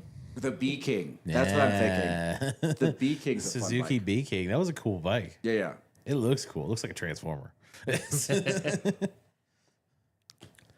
I don't know. Like if I were to get a cruiser, I don't know what I would get. Probably wouldn't get Japanese cruiser. No, Probably not. I probably would. I don't have any particular connection to Harley. No, me neither. But I do like some of them. What's the cop BMW? The Oh Jesus! I don't know, because a lot of them are riding that Cowie now, that 1100. Oh, well, they used to do that. Now it's a 1200. No, but it it's, was it's 1100. the sport touring thing was that that, they it was use. that super comfy BMW that they rode forever, right? Yeah, Jeff had one. Yeah. It was a beautiful bike. He offered it to me, but I just didn't. I didn't feel the need to spend, and he was going to give me a deal on it. Like it was a screaming deal, but I just Yeah, you didn't don't make sense. You don't need a motorcycle with license sirens on it either. No, his wasn't a police bike. No. But yeah. I'd say the hardest thing with Harleys is they have this weird vibration, so you'll have to go in and tighten down the bolts pretty frequently. Yeah, I I mean, they're pretty bikes. I just have never had like any real connection to them. It's not like Will, who adores Harleys. Like, it's the only thing he would ride. I don't care. I thought he was a Goldwing guy. No, Will's a Harley guy. Yeah, I thought He's had a gold wing. He rode whichever one the fairing is connect to the body and not the handlebars. And I never know if that's the road glide or the street glide. I never remember which is which. But he had the one where the fairing was connected to the body. I have no idea which one it is. Yeah. I don't know much about the Harley baggers, to tell you the truth. I like the Heritage and the Lowrider. Those are the Harleys. Like, if I were to get a Harley, but I would honestly, if I were to buy a cruiser, it'd probably be an Indian. Yeah. Yeah. Everyone I know that has I feel like the Indians had a problem. customer it was- service. No, I think if the Indians fall on one side, it pushes apart through the transmission. I mean, I guess that's fair, but just don't drop your bike. Yeah, no, admittedly, but like it didn't take much. Like dudes, like their wouldn't throw a puck down, and their kickstand would go into the asphalt, and it would like Josephus topple. says this is a slightly difficult topic for him. Oh, Why? Is he a biker? I don't know. I have no idea.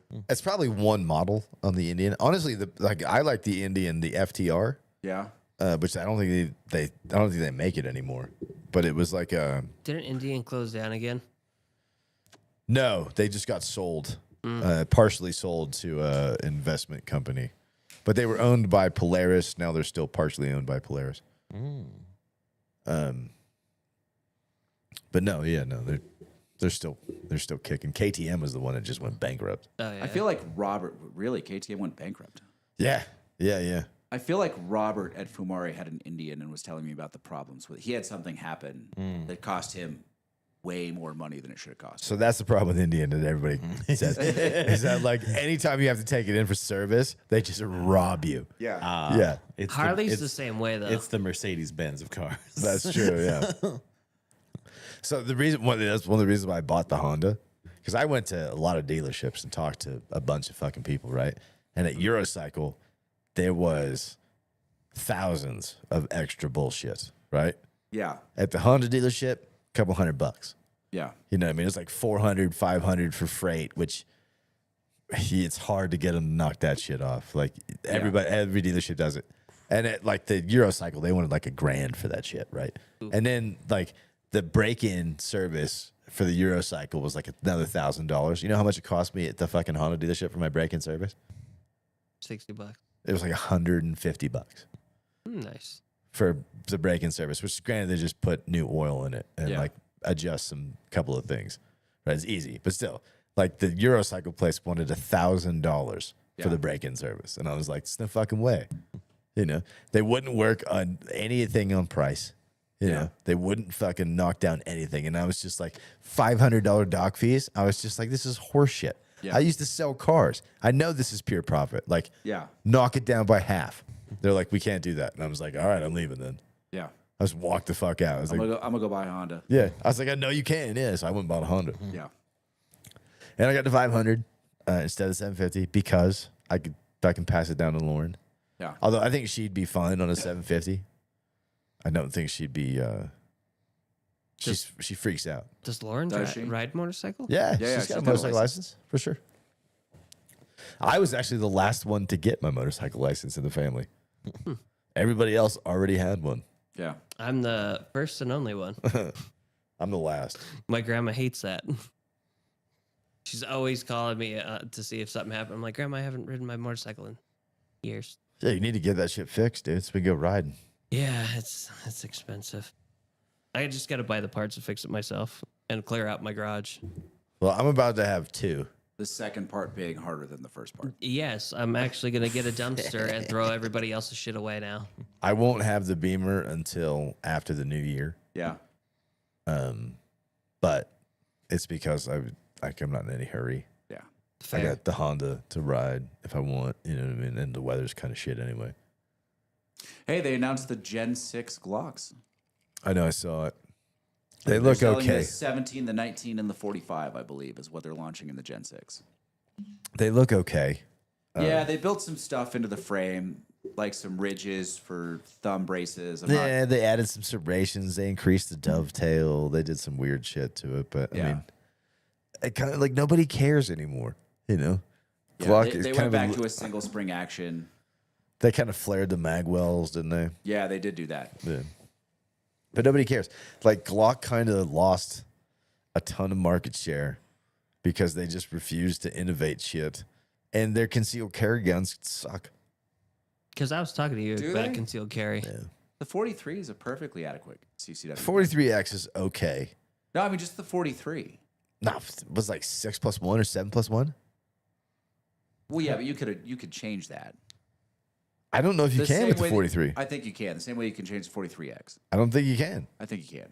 Because it would stick out quite a bit. They might fit, but I don't think they take the same magazines. No, that they don't. I'm pretty sure. Like my 43X is modified to take the 15-round shield magazines. Yeah. So my 43X is 15+1, but that's still compared to like the SIG P365 XL, which is 17+1, and the same Yeah. size fucking gun. I mean, my SIG 365, just the original minus Was the original 12? sight conception, the original sight concept. No, it's 10. 10. But it's tiny. Like, Yeah. it's tiny. Like, Yeah, you but I look said, at it, if you want to get amazed. rid of that SIG, let me know. I do not. That is the best shooter in its size I've ever had. Yeah, but for concealed carry, the Glock 43X is probably the best one, and it is still subpar to 3 or 4 other comparable guns. The 365 kicks its ass, hands down. An M&P. The M&P is a great option. That's what I was looking at. Yeah, the M&P is a great option. Even the what's the one? Who makes it? I'm a little buzzed. I can't think of it right now. The Walther. No, not the Walther. The new Walthers kind of suck. Give me a minute. Yeah, I was asking him, and we were going back and forth a little bit on it. I was thinking M&P, and then I was still looking at that Hellcat. Yeah, I would steer. I mean, the Hellcat's not bad. I would steer away from it, though. I would go with a Shield or a 365. My sister got I think she got a 365 XL, which I think kind of defeats the purpose. I think it's getting big enough that you might as well just buy a duty weapon at that point. I like the 365. I think it's a perfect size CCW gun. But Yeah, I'd like something more comfortable to carry other than the 1911. right, not exactly a CCW gun. You know what? Yeah, it's funny is like, so in Miami Vice, right? Because it's in the 80s, like they'll have wheel guns and stuff, Yeah. except for Tubbs, who is always somehow packing that little like baby shotgun as his concealed carry. Like he just every episode somehow he just pulls it out of his suit, and you're like, what? Where was he keeping that? Yeah. Like it's just got the little handle and the little pump handle, and I'm like, where was he keeping that in his jacket that no one saw him carrying the fucking shotgun? It's hilarious too because he'll like just use the wheel gun real quick, and you're like, okay, well that was useless because you didn't hit anything. And then he just somehow miraculously pulls out the shotgun, doesn't aim it. He's like, blam, got the bad guy. But You're yeah, like, with a "What's going shotgun, on you don't here?" need to aim. Well, apparently not. But that would be a pretty cool little concealed carry. I do like that. It's heavy because it's all metal. It's not a modern striker fire pistol, but the CZ250, that little Ramey, I like that gun a lot. If I could replace that front sight on that 40, I'd use that Smith & Wesson. You I can. mean, you can. You can. I've looked. It's expensive in my mind. Just buy a new slide. No. No. Okay, so you don't want to replace it, but you could replace I it. feel like I could shoot it just fine without it. So replacing the slide just it doesn't serve a I purpose mean, what's for a me. new sight going to cost you? $80? Something like that. Or pay the $150, have it milled down, and get a red It's dot. actually like $125 because they don't make the sight. Oh, still. Whatever. Yeah, or just go to a proper smith and have a red dot milled into it. Problem solved. Who wants a red dot? Just no sights. We'll do that. I don't need aim. Yeah. Kevin uses magic. I mean, I still hit pretty good without the sight on that, to tell you the truth. Kevin has the modern day equivalent of a fireball. He just casts fireball. I was talking to my wife. Hadouken? Hadouken. We were talking about D&D, and part of it, I saw a guy, he cast fireball, and every time he said fireball, he would slam fireball. The guy's like, what are you doing? He's like, I cast fireball. He's like, no, you just drank fireball. He's like, watch, I'll cast it again. Cast fireball. He slams fireball. He's like, what did that even do? It made me happy. Fireball. Hadouken. Yeah, right. Well, no. So I think Lauren's P365 is the best concealed carry gun. Well, she got what, an XL? Yeah, 17 plus 1, Yeah. and the same size as the 43X. Yeah. Wow. So it's a P635X XL. XL. Yeah, All right. it's a great gun. Do you really need more than 10? Yeah. Come on. You know how many rounds you need? It's the same answer to It's how N- many privates can fit in the back of a 5-ton. It's N Just plus one more. Just one more. Yeah. N plus 1. That's right. That's exactly right. The amount of ammo that you need is N plus 1. Yeah. Would you rather have it, not need it, than need it, not have it? Yeah. That's usually the answer. The old saying that Lane Yeah. loves. It's a perfect saying for this. But the best lineup of concealed carry guns, I think, is the the Smith & Wesson M&P 2.0. Bodyguard. Yeah, like their line of 380, 9mm, 30 super carry, all that shit. Like they just have a good lineup. That's like I said. That was the one I was looking at, the Smith & Wesson 2.0, and then I saw one over there at Sportsman's. It was used, and I'm like, "There's nothing wrong with that," but it was like for something. I'm like, "That's not bad." It was used. I don't mind a used gun. I do like that old single stack micro compact 45 caliber that Glock used to do. Oh Jesus. Yeah, I mean, if you want a fucking wrist cracker, for sure. It's fine. I have no problem with that weapon. You should shoot the Derringer then. I Yeah, would've- right. I A would've. belly buster. Well, no, so that's the thing. Like, I think there's one king of concealed carry, and that's the Thompson. the Chicago typewriter for sure. Oh my god! Wait, Single point harness. No, it's the SIG. Okay. Is the king of concealed carry right now. Isn't that the one that fires itself? No, No, that's the that's the 320. 320, and that's still under debate. Like, come on now. Got it. Don't get the 320. The 365 is, I think, the king of concealed carry. Yeah, no, like a Tommy gun. As much as I would love to have one.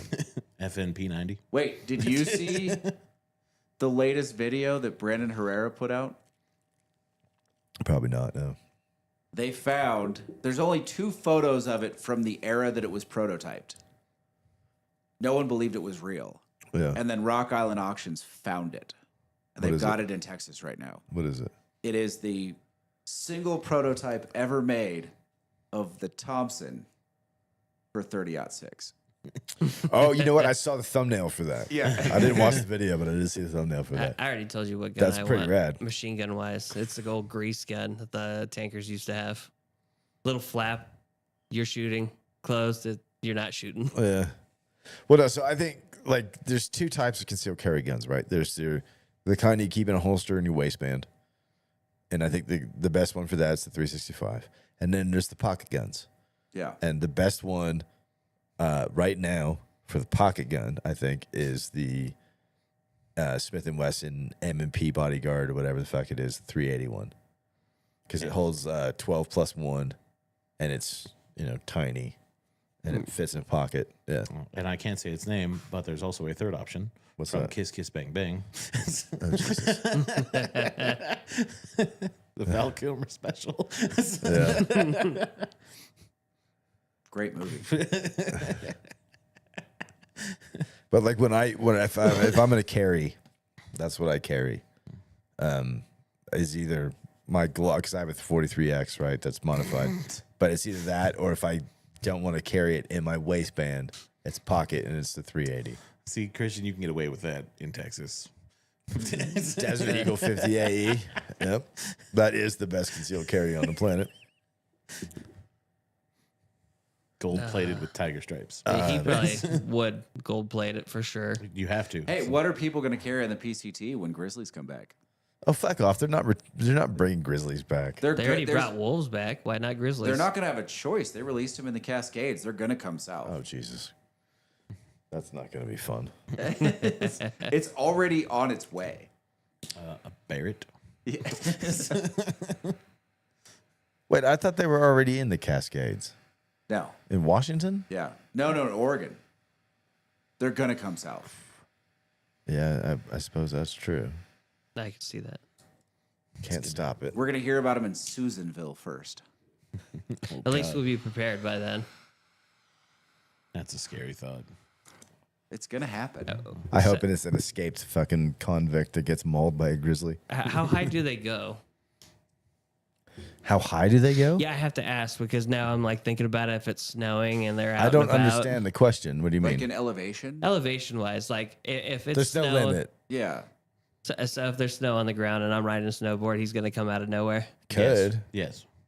I'm not gonna get away. Have you not seen that video of the dude on the hill? And he's just chilling on a snowboard. All of a I sudden, mean, that bear quite comes out honestly, of the it'd be more trees. dangerous seen if that they one, yeah. introduced moose to the fucking California than it would be grizzly bear. But Dude, that'd be terrifying. yeah, What do we got? Kevin's reading. Oh, I was reading Christian's. He wants a pre-band full auto, IWI Uzi. Why? Because But why? he doesn't like his thumbs. Yeah. I would like a pre-band full auto MP5. Right. I don't want no Uzi. You can't even control that thing. MP5K, you know, the small body.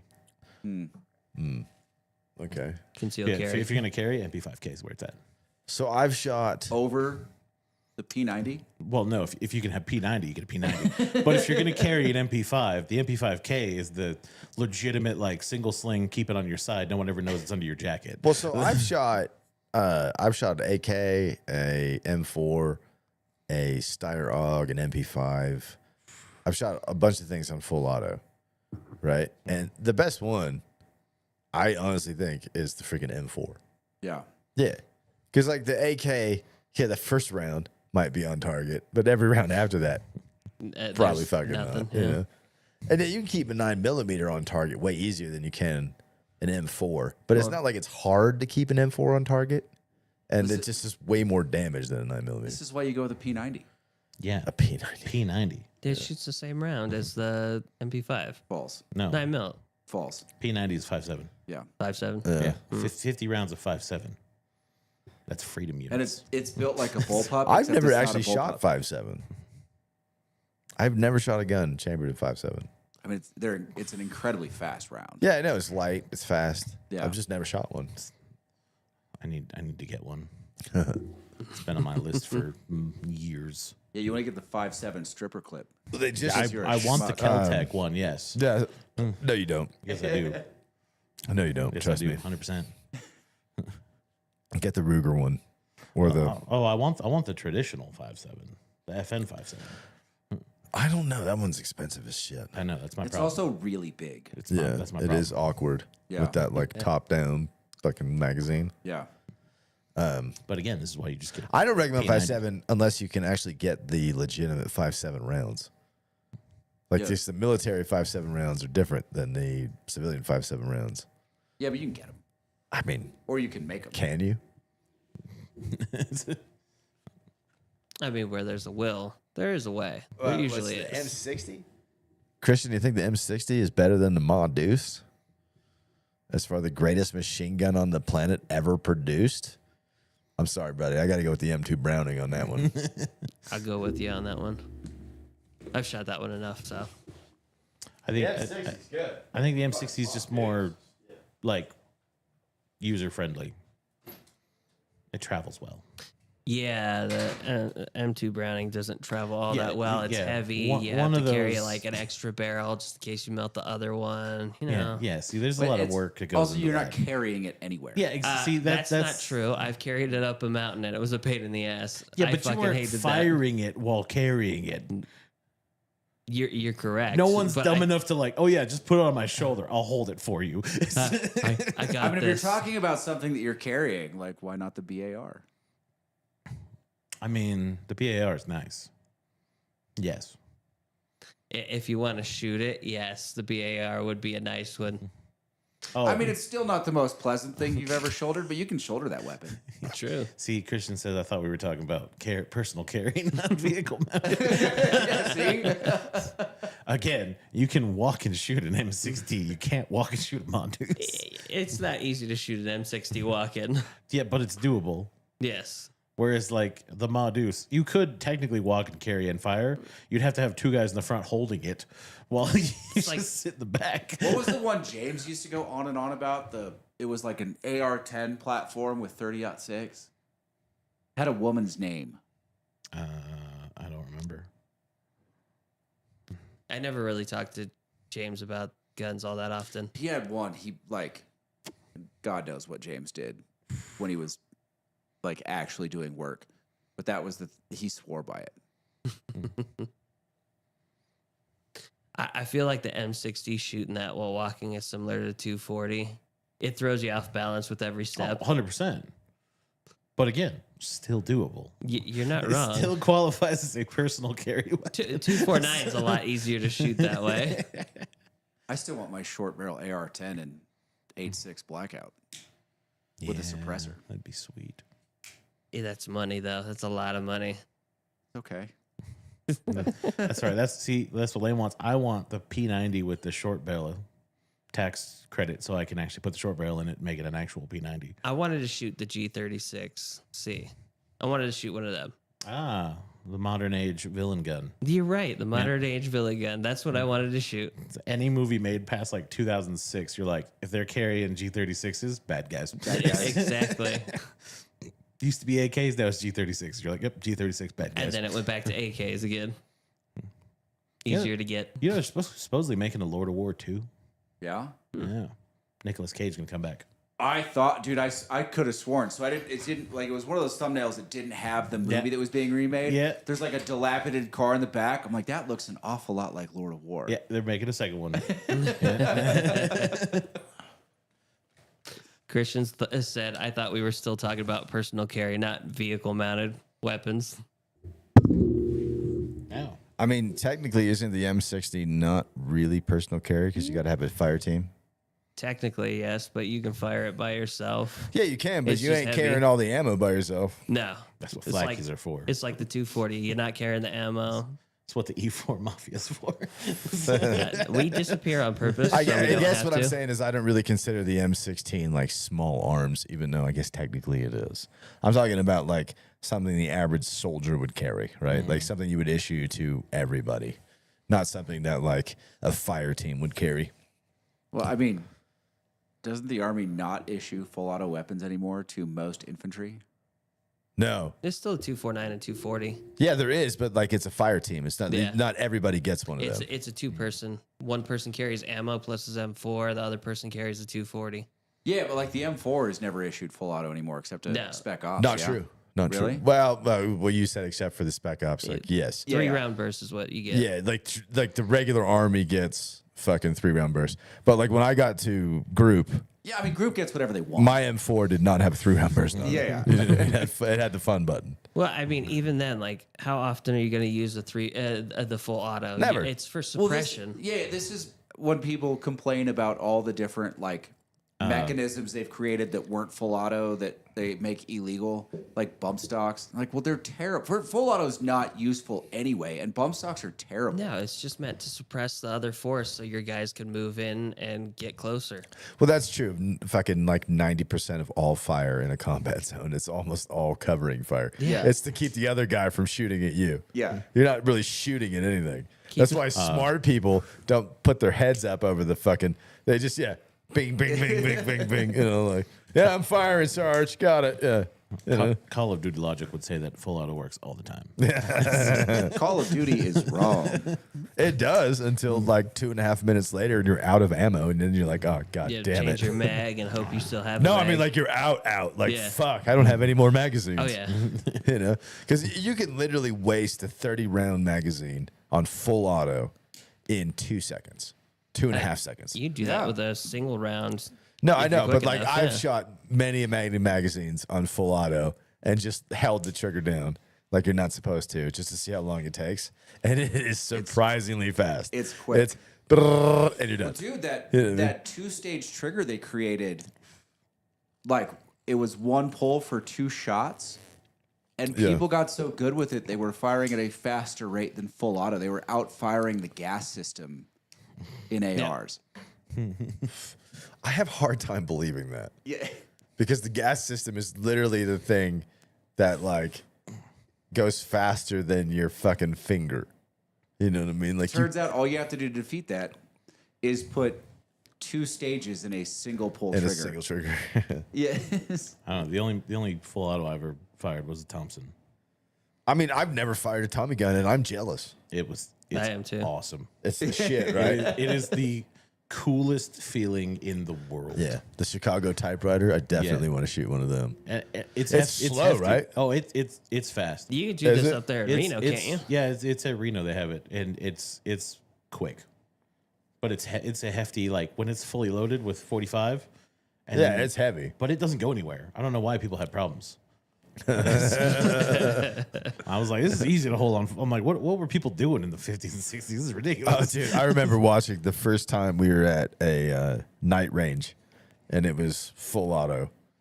You have to. There's fire watch, right? You have to. Somebody gets posted up for fire watch to because tracer rounds fucking start fires. Yep. So you gotta have somebody up there to watch. And I just remember watching some of the girls who like had never shot a full auto before, just the tracer rounds go Yeah. straight up into the air. You know what I mean? And it's like every 5 rounds or whatever. So they shoot, and they like the first one's good, and then it's just they're like going straight up into the air. You basically have to have them pointed down just for them to be on target. On Yeah. the last Oh yeah. round. I was fucking laughing my balls off. I watched a video and it was like American Army, and it was just this chick, and she's just unloading like full auto on this machine gun, and then it just cuts over to the Russian dude, and he's got a full auto AK, and he's drawing a heart with the tracer.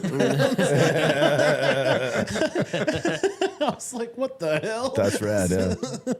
You can absolutely do that. He's just like, do-do-do-do-do-do, do-do-do-do-do, and you're like, oh look, it's a heart. That's amazing. I drew a happy face in a target once, like fucking Lethal Weapon, because my buddy Gary's like, you can't do that, and I was like, the hell I can't. Right? You know what I mean? And it was one of those, like, I had a full auto fucking M4. So I put it on fucking semi and put the fucking eyes and the nose in, and then switched it over to full and just, Yeah. you know, for the mouth. And it came out pretty good. Gary was just like, motherfucker. Like, I didn't think you could do that. And of course, actually, like, I didn't think I could do it either, but I didn't tell him that. Like, It I would was be just much like, yeah. harder to do with a pistol at the distance he supposedly did it at. Oh, you talking about like Lethal Weapon? Yeah. Yeah, for sure. Like on a pistol. Like I couldn't do it. I'm shit with a pistol. It's my favorite. I'm scene. good with a rifle. Like I qualified expert once. So I did qualify expert, but most of the time a sharpshooter. You know, I'd get like 35, fucking 36 Yeah. out of fucking 40 or whatever. And most of the time I missed the goddamn 50-yarder, which used to piss me off. Because there's a little short 50 who's half the size that would pop up. And like he would surprise you every time. You're like, oh shit, he's, you know what I mean? Yeah. And he was just like fucking shoot real quick and miss. You're like, God damn it. That hit the 300-yarder every time. But the little 50-yarder, little bastard, he's like, fuck. How'd that fucker get there? Yeah. And like every time I qualify too, like I would qualify and shoot 40 out of 40. And then I would go to qualify and somehow I'd have like a fucking malfunction in my gun that would cost me like 2 fucking shots every time, you know? Oh, dude. That's I was just in the a Stupid case. shit. Yeah. I was in a CCW course at some point. Is this the fun one? Yeah, this is Dan.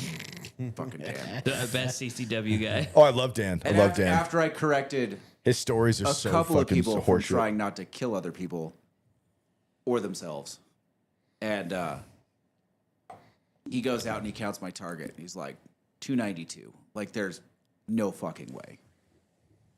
He's like, well, you're missing 2. I'm like, then they went through the same hole as another bullet. Like, there's no way.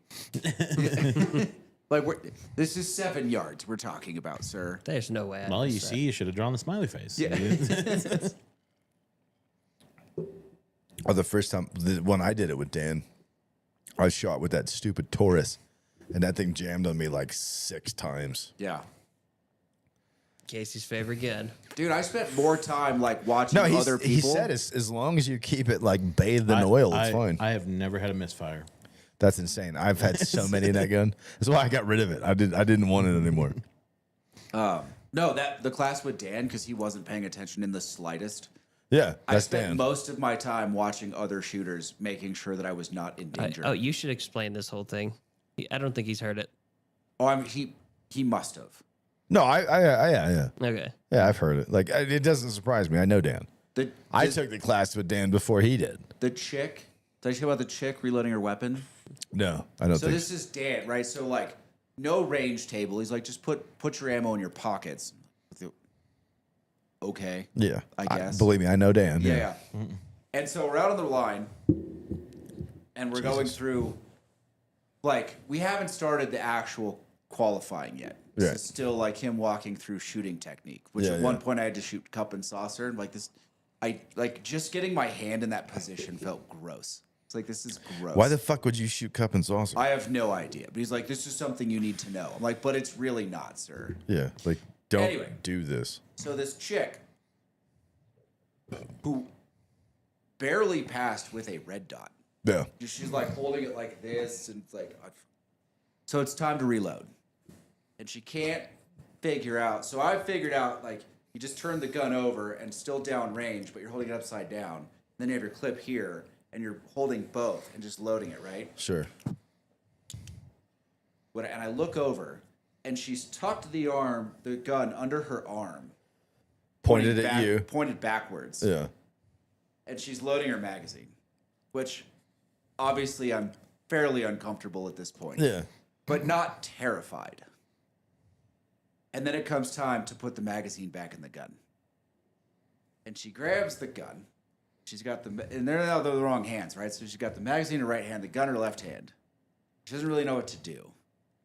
So she sort of like takes the magazine and like crams it into like her fingers on this hand, and then grabs the pistol, because you can't there's no way to do it without dropping the magazine now. She grabs the pistol over the top and turns it and buries the muzzle in her chest, Yeah. and then puts the magazine on top. You're like, whoa. I'm like, Slow down. I'm like, you should. She's like, I started to say something, and she's basically gave me like a mind your business. Fair enough. And she puts the magazine and kind of settles it in the mag well, and then her hand does this. And when her hand hit the magazine, I screamed a little bit. Poo came out. I was You're like, oh, terrified. you're going to die. Oh, you lived. Okay, fine. The worst one I've ever seen. She, for the record, passed. Yeah, Nice. Don't know how. we had this 90-year-old guy in our class with Dan who could not manipulate the controls on the gun. Yeah. He was so old and feeble that it was just shaking. He couldn't load it. And Dan passed that dude. Yeah. You know what I mean? Like, you're like, whatever, dude. You know, like, Dan didn't even give a fuck. You know? But whatever. The worst one I've ever seen was actually when I was in the Army. We were coming back from the range, and somehow this chick had gotten a live round off the range in her fucking M4. They clear that usually. Yeah, they're supposed to, right? Shove a rod through, make sure it's clear. Yeah, no, I know. There's procedures, right? Like, you're supposed to go to a range safety officer whenever you're leaving the range, and they double check to make sure that your shit is clear, that you don't have any live rounds in the magazines or in your gun.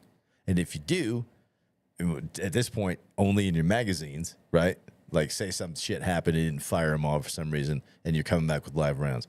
They will take those shit from you, so you are leaving the range with nothing. Yeah. All the time.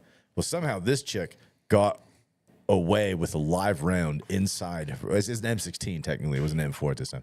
But she got away with a live round inside of her fucking M16. And we get back to the fucking armory to turn in our weapons. And the first thing you do when you get to the armory is in formation, you fucking do a functions check with your fucking rifle, right? And so not only did she not clear it like you're supposed to in a function check, because one of the things you do is you charge it, which should have extracted that live round, which it didn't. Yeah. God. Right? So you do a functions check, which means everybody does the click, and when all you're supposed to hear is like 200 clicks, it's fucking click, click, click, bang, and everybody just straight to the fucking deck. Yeah. Right? Everybody drops down, and except for this chick who's standing there just like, oh shit. Oh, yeah. Yeah. She's just like, Well, I mean, you know whose weapon it was because they're the ones still standing. yeah, and the drill sergeant who fucking had been in like Panama and Grenada and shit, it was a ranger, fucking just leaps off the fucking loading dock and is just already screaming in midair. Oh, yeah. Like he's jumping like legs straight like a cartoon character, like, what the fuck? As he's just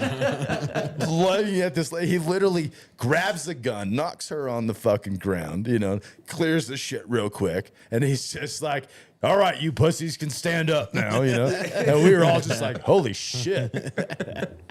She got fucking reamed. But like the safety officer at the range, that smoked. motherfucker. Smoked. Yeah. For sure. Because that wasn't a basic trainee, right? Like, that was like a sergeant. Yeah. And everyone who's been in the Army knows that like the range sergeants are the guys who done fucked up huge and they're just riding out their career. Yeah. Like they didn't fuck up bad enough to where they're going to Leavenworth, right? So they just got like the worst duty until they retire. Yeah. And they're the surliest, fattest pieces of shit in the Army. Every range NCO ever in the Army is a piece of shit. You see them, and they're just like, this is my range. And you're just like, no, it isn't, motherfucker. You're like, whatever, dude.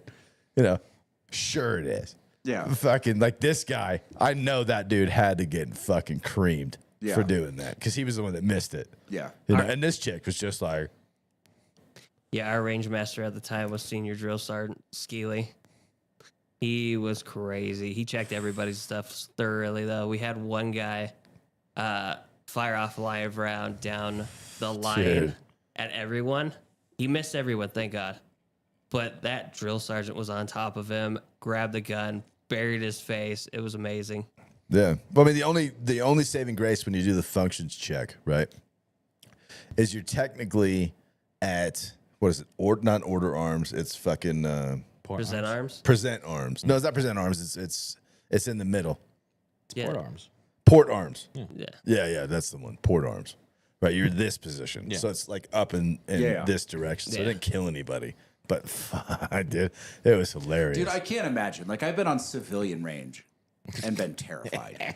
Dude, the funniest range by far was the grenade range in Oh, basic yeah. training. People can't throw. People cannot throw. Yeah. Like my roommate, like my battle buddy, right? Which I call my roommate because we had a room instead of an 8-man bay.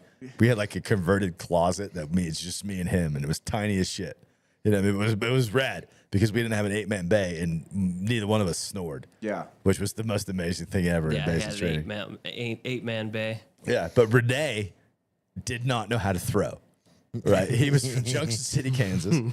Did not know how to throw shit. And he fucking threw one grenade and it like bounced off the top of the fucking concrete bunker that you're in. Yeah. And literally the drill sergeant like slammed him up against the wall and then down on the ground and got on top of him because he thought the grenade was coming back. Yeah. And fucking, he didn't let him throw the second one. He just grabbed it and was like, go the fuck back to the bunker. And Renee came in all sheepish. She's just like, man, I fucked up. I was like, yeah, we were watching. We saw. Like, you don't know how to throw, do you? And he's just like, no. And I was like, shit, dude. I was like, I could have shown you how to do that, The way they teach you how to throw is awkward, though. I mean, Teach you like that's a true. shot put, basically. Yeah. Yeah, it's Well, because Yeah. grenades are heavy. Yeah. If you try and throw a grenade like a baseball, You tear your tricep. yeah, and your arm's not warmed up, you Yeah, will yeah. tear your arm. Yeah. Like I warmed up my arm before I went out onto the range, and I tried to hurl one off the range. Yeah. And I literally gave it my best effort, and it blew up in the air. Yeah. Like it did not make it to the ground before it blew up, and the drill sergeant was just like, "Really?" Yeah. And I was just like, "I can get it off the range." He's just like, "Don't try that shit." He's like, "Just throw it normal." He's like, that was your one and only chance, son. Yeah. Well, so we had a qualification on Yeah. the grenade shit, and I qualified expert on the grenades. Because literally, like, I could throw shit like crazy, you know what I mean? Yeah. And it was like throw a grenade into this circle, which is like 15 meters wide. You're like, that's Yep. the easiest shit in the world. You know what I mean? It's like a basketball hoop for retards. Sorry, I shouldn't say the R word, but it's just like, come on, like, I can't miss. You know, like, fuck, there it is. I don't know. The best one I ever saw was the dude who's like, they're on the grenade range. And the one guy, he throws his. He's like, all right, that's fine. And then it just looks, the camera just pans over. Clearly, like the instructor's just watching with the camera. And the dude is like frantically looking around on the ground. And they're like, what? Where's my grenade? What are you looking for? And he's like, I dropped the pen, sir. And there's like, what? Where's the grenade? He's like, it's in my hand, sir. I just don't know where the pen went. He's like, throw that shit. Didn't you have someone yanked out of the pit? Oh, yeah. Yeah. There was a chick who fucking dropped her grenade. She tried to throw it and like threw worse than my battle buddy, and like, it dropped inside the fucking bunker. And the drill sergeant grabbed her and fucking literally like, I know this isn't routine. Like he should have just like thrown her out of the bunker, but he slammed her off the wall first and then threw her out of the bunker. Yeah. And got on top of her and it went off inside the fucking bunker. Yeah. You know what I mean? And he's just screaming there. She's sitting there just crying, you know, because they both almost fucking died. Yeah. As long as you don't let go of the spoon, you're pretty much good. You can hold it all day. Oh, But the dude, second Grenade that Day was the spoon's gone- fucking best. I loved Grenade Day. Grenade Day was one of those days that like anything could happen. Yeah. And in basic training, that's a rare commodity. Oh, yeah, and Like they're- you're like, oh shit, anything can go down today. All Love drill this shit. sergeants are all hopped up, ready to go because they know grenade days is gonna go crazy. Yeah, grenades were fun, dude. Dude, they're probably hyping each other up like before they get to in front of anybody on Grenade Day. I guarantee you that drill sergeant's favorite day is not Grenade Day, right? That's probably their least favorite day. That's what I'm Probably. saying. Their favorite day has to be Pugil Stick Day. Oh yeah, when they put you against each other. Yeah. When you go like fucking platoon against platoon and Pugil Sticks, Yeah, because like that's got to be their favorite day. if you lose as a platoon, you're done. They're smoking you for the rest of the day. Oh yeah, dude. Like I went against this Korean kid named fucking Cho or some shit. I don't actually remember his name. He was a Korean dude. That's all I remember. And he cheated like a motherfucker. And the fucking I got the first point and he fucking did this like I don't even know how to describe it. It was like a flying ninja move. You know what I mean? He like shucked and jived and then just came up and just planted me right in the face for the second point. You know what I mean? And the drill sergeant, as soon as that happened, I fucking come back and it was Crazy Smith. Yeah. Right? We had two Smiths. We had Senior Smith and Crazy Smith. And Crazy Smith is the one, and he grabs me by the fucking helmet and he's just like, you better not let that word I can't say fucking beat you right now. Yeah. You know what I mean? And I was just like, Jesus Christ, okay. And sure as shit, he tried the same thing. He tried the same chuck and jive, like straight up maneuver, you know what I mean? And I just moved to the side and put my fucking stick right up into his jaw. Yeah. Fucking bang, you know, and like fucking walk back. Crazy Smith's like, that's how you fucking do it. He was literally like, fucking, you send that dog eater to hell, you know? That's what he said. I was just like, holy shit. Okay, fuck. Crazy Smith is crazy. Oh, those drill sergeants say the craziest shit too, because it comes right off their head. Not even like any planning to it, just Dude. off the wall. What's Christian saying? You're talking to the only guy who you know that qualified expert both right and left-handed in the same day at the range without re-zeroing and no breast deflector. That's tough, dude. Yeah, I couldn't do that shit left-handed for Oh, yeah. sure. Just wearing it. Oh, it was Oh, yeah. inside your shirt, and it you're was just- leaving you're marks. Just, you're just wearing hot brass. It's Just fine. wearing hot brass. Oh no, dude, lefties were. My buddy Carl was a lefty, and because the M16 shoots out the right-hand side if you're left-handed, a lot of times you would get hot brass like in your helmet or down your shirt, and you could hear Carl swearing. You met Carl. Yeah. Yeah, you hear Carl swearing from the foxhole, just like, mother, you know, shit would be burning his ass. Did he learn to shoot right-handed after that? No, he stayed lefty. I learned both. I can shoot left-handed. I'm nowhere near as good as I am right-handed. Fair enough. Somewhere along the way, I had to go through a qualifying with pistols lefty. It was required. It was probably the same guy. No, Dan. it wasn't Dan. Dan made us shoot left-handed. Yeah, we had to shoot left-handed, but it wasn't the same. Like, this was real qualifying. I think it was I think it was Ken for my California CCW when I was still a California resident. Yeah, that makes sense. Is at the time when you're like, what if somebody throws a javelin at you? That You're like, dude, I yeah. will move to the left. Yeah, I will step to the left. Sir. Yeah, like Yeah. I will go that way. It's a javelin. It's a javelin. Yeah, it was Ken. Fucking, that was a strange class. Like, that was equally as strange as Dan's class for completely different reasons. Dan's was ridiculous, dude. Like I remember learning how to shoot in the Army, right, with basic rifle marksmanship. Yep. And everything Dan said went totally counter to what everything you learned in the military. And there were some stories that I was literally like, "You really telling this right now?" Yeah. Like he was telling us a story about Balloons. Yeah. Yeah. Throwing up balloons for a guy to shoot the balloons, right? So he has to be standing downrange from the idiot shooting. Yeah. So he's in the line of fire. Yeah. And this is like a cop friend he's telling this, like he's doing this to. He's like, yeah, and just shoot the balloons. And I'm just like, there's no fucking way you're doing this. Like you're literally like the carnival monkey, dude. Like you are the duck that's moving from side to side. You know what I mean? like This a is the guy Looney Tunes teaching the comic. class. Yeah. You're the guy trying to distract the bull. Yeah. There were so many times when we were in that class and me and Dad just looked at each other like, did he just say that shit? You know? Oh, dude. So I took it after law school. Yeah. And he started lecturing the class on castle doctrine. Oh, like God. that's not You're like, that's not what that's you're talking about. Not what that means. He's like, well, I've talked to some people. I'm like, they are wrong. Yeah, they're wrong. Yeah. You have been misinformed, You sir. should not be teaching this. Oh, dude. Like the concealed carry class. I did it again in a different place, and it was like night and day. I got to do it again next year. Yeah, so, you know, Dad, like the same place that we did. Oh, yeah. I'm just going to go to Carson. Yeah, Carson Guns is way better. Yeah. Yeah. Straightforward. This is what you do. Yeah. Yeah. I'm not screwing around. I mean, he retired. Dan retired. Oh, did he? That's Yeah. probably for the best. Oh, dude, yeah. Dude, that guy, it was. Dan was a shit show. It was the most uncomfortable I've ever been around firearms in my life.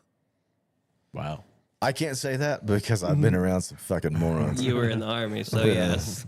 He didn't know one of the girls had a Hellcat, Yeah. and it's got that secondary, the safety, this trigger safety, Yeah.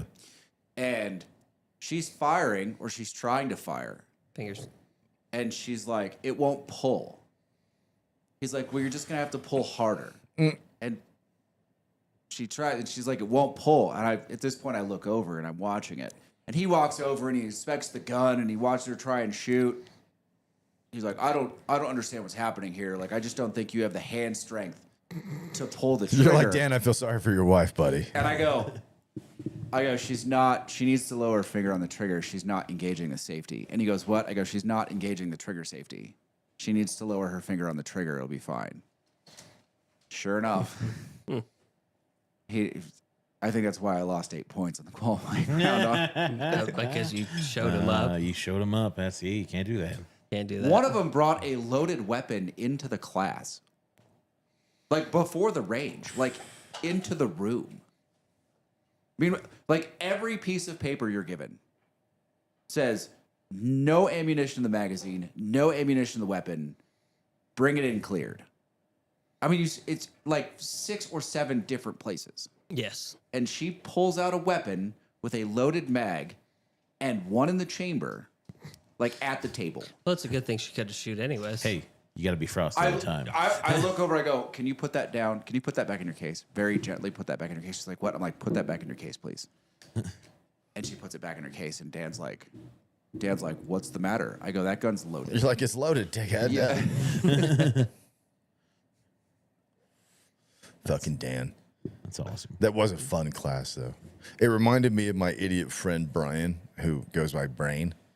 Yeah. I'd go out to the same exact spot with Dan that he was shooting at. What right? are we doing today, Brain? Well, so Brain, he had a 1911, and he loved to shoot it into the ground, like 3 feet away from his feet. Yeah. What? Yeah. Yeah. He was an idiot. And like you could see it coming. And everybody used to give me shit, right? Because like whenever Brain would do this, I would fucking circle around behind him Yeah. by like 20 feet, and like try and get behind something solid. And everyone else was like, why do you do that? I'm like, because Brain's an idiot and all it takes is one rock under the ground to fucking kill someone. You know what I mean? Like, Yeah. Yeah, I'm not going to be that statistic. yeah, you shouldn't be doing this, But you couldn't tell him otherwise. Like, you couldn't tell him anything. He's one of those guys. It's like Jesse. I had to tell him it's not appropriate to fucking shoot at the target when somebody is out there fucking with the target. Because he thought that was funny. No. Because like his buddy that he learned to shoot with was a fucking psycho. And would literally tell Jesse to go change the target and then start shooting and shit. Yeah. So Jesse just thought that was funny. And I was just like, no, you do that to me and I'll kill you. I was like, I will shoot back and I won't miss. Like, you might be shooting at the target, but I will be shooting at you. Like, don't you do are that now bullshit. the target. Yeah, don't do that shit. Like, don't you dare even touch a loaded gun while I'm out fucking with the target. I mean, we went out to the range and that guy was sitting there loading his gun and fucking with it while we were downrange. Oh, the AR down at the end? He wasn't even loading it. Like, they were playing around with the bolt, like, trying to figure something out. And I just turned. Like, I am unapologetic on the range. Because I was already out there. Oh, yeah. We had two people down range. And I just turned to my right.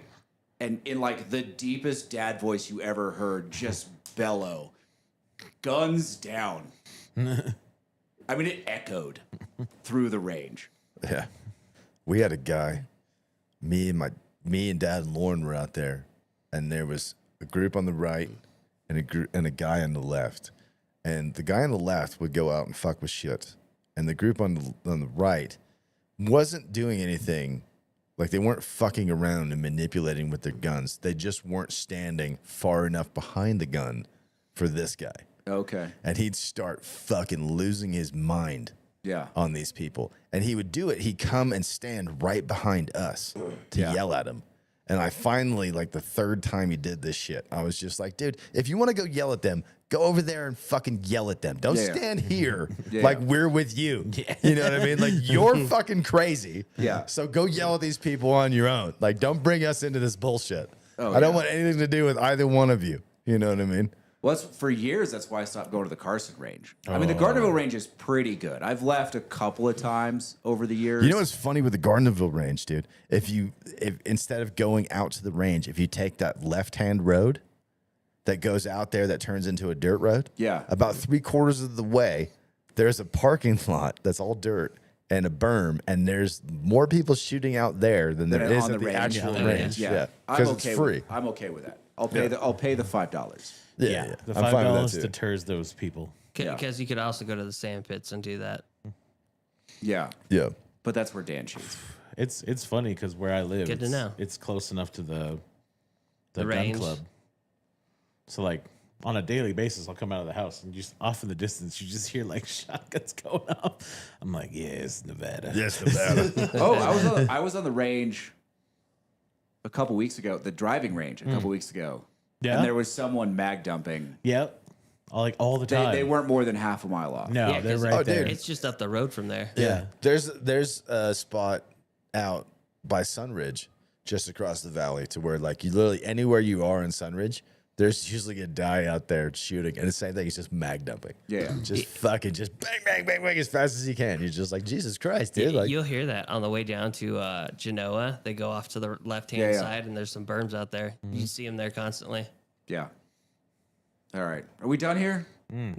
are we? Is it that time already? It's about that time. Yeah, it is that time. Sweet.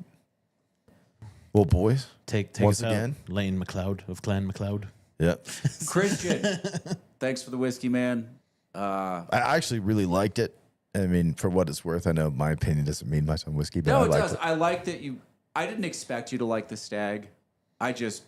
Wanted to see. It's a you little suffer. rough because the Stag is my favorite whiskey. The George C. Stag dude, is. it's so hot. Yeah. I just don't notice anymore. I know you Yeah. don't. I know you don't. I mean, but almost everything I drink is 110 or better anyway. to us, like normal people, that's just so hot. Yeah, Yeah. You just convert that into biofuel, so it's Yeah. That shit, I mean, you could light that shit on fire. You could run Yo. my motorcycle off of this. pretty close. Yeah. I mean, number 3 was hazmat for sure. For sure. What is it? Down Periscope? It pours it in the engine. All right, guys. They're Kevin, Casey, and Adam. I'm Lane. If you liked what we did, do YouTube things. Thanks for watching. We'll see you next time.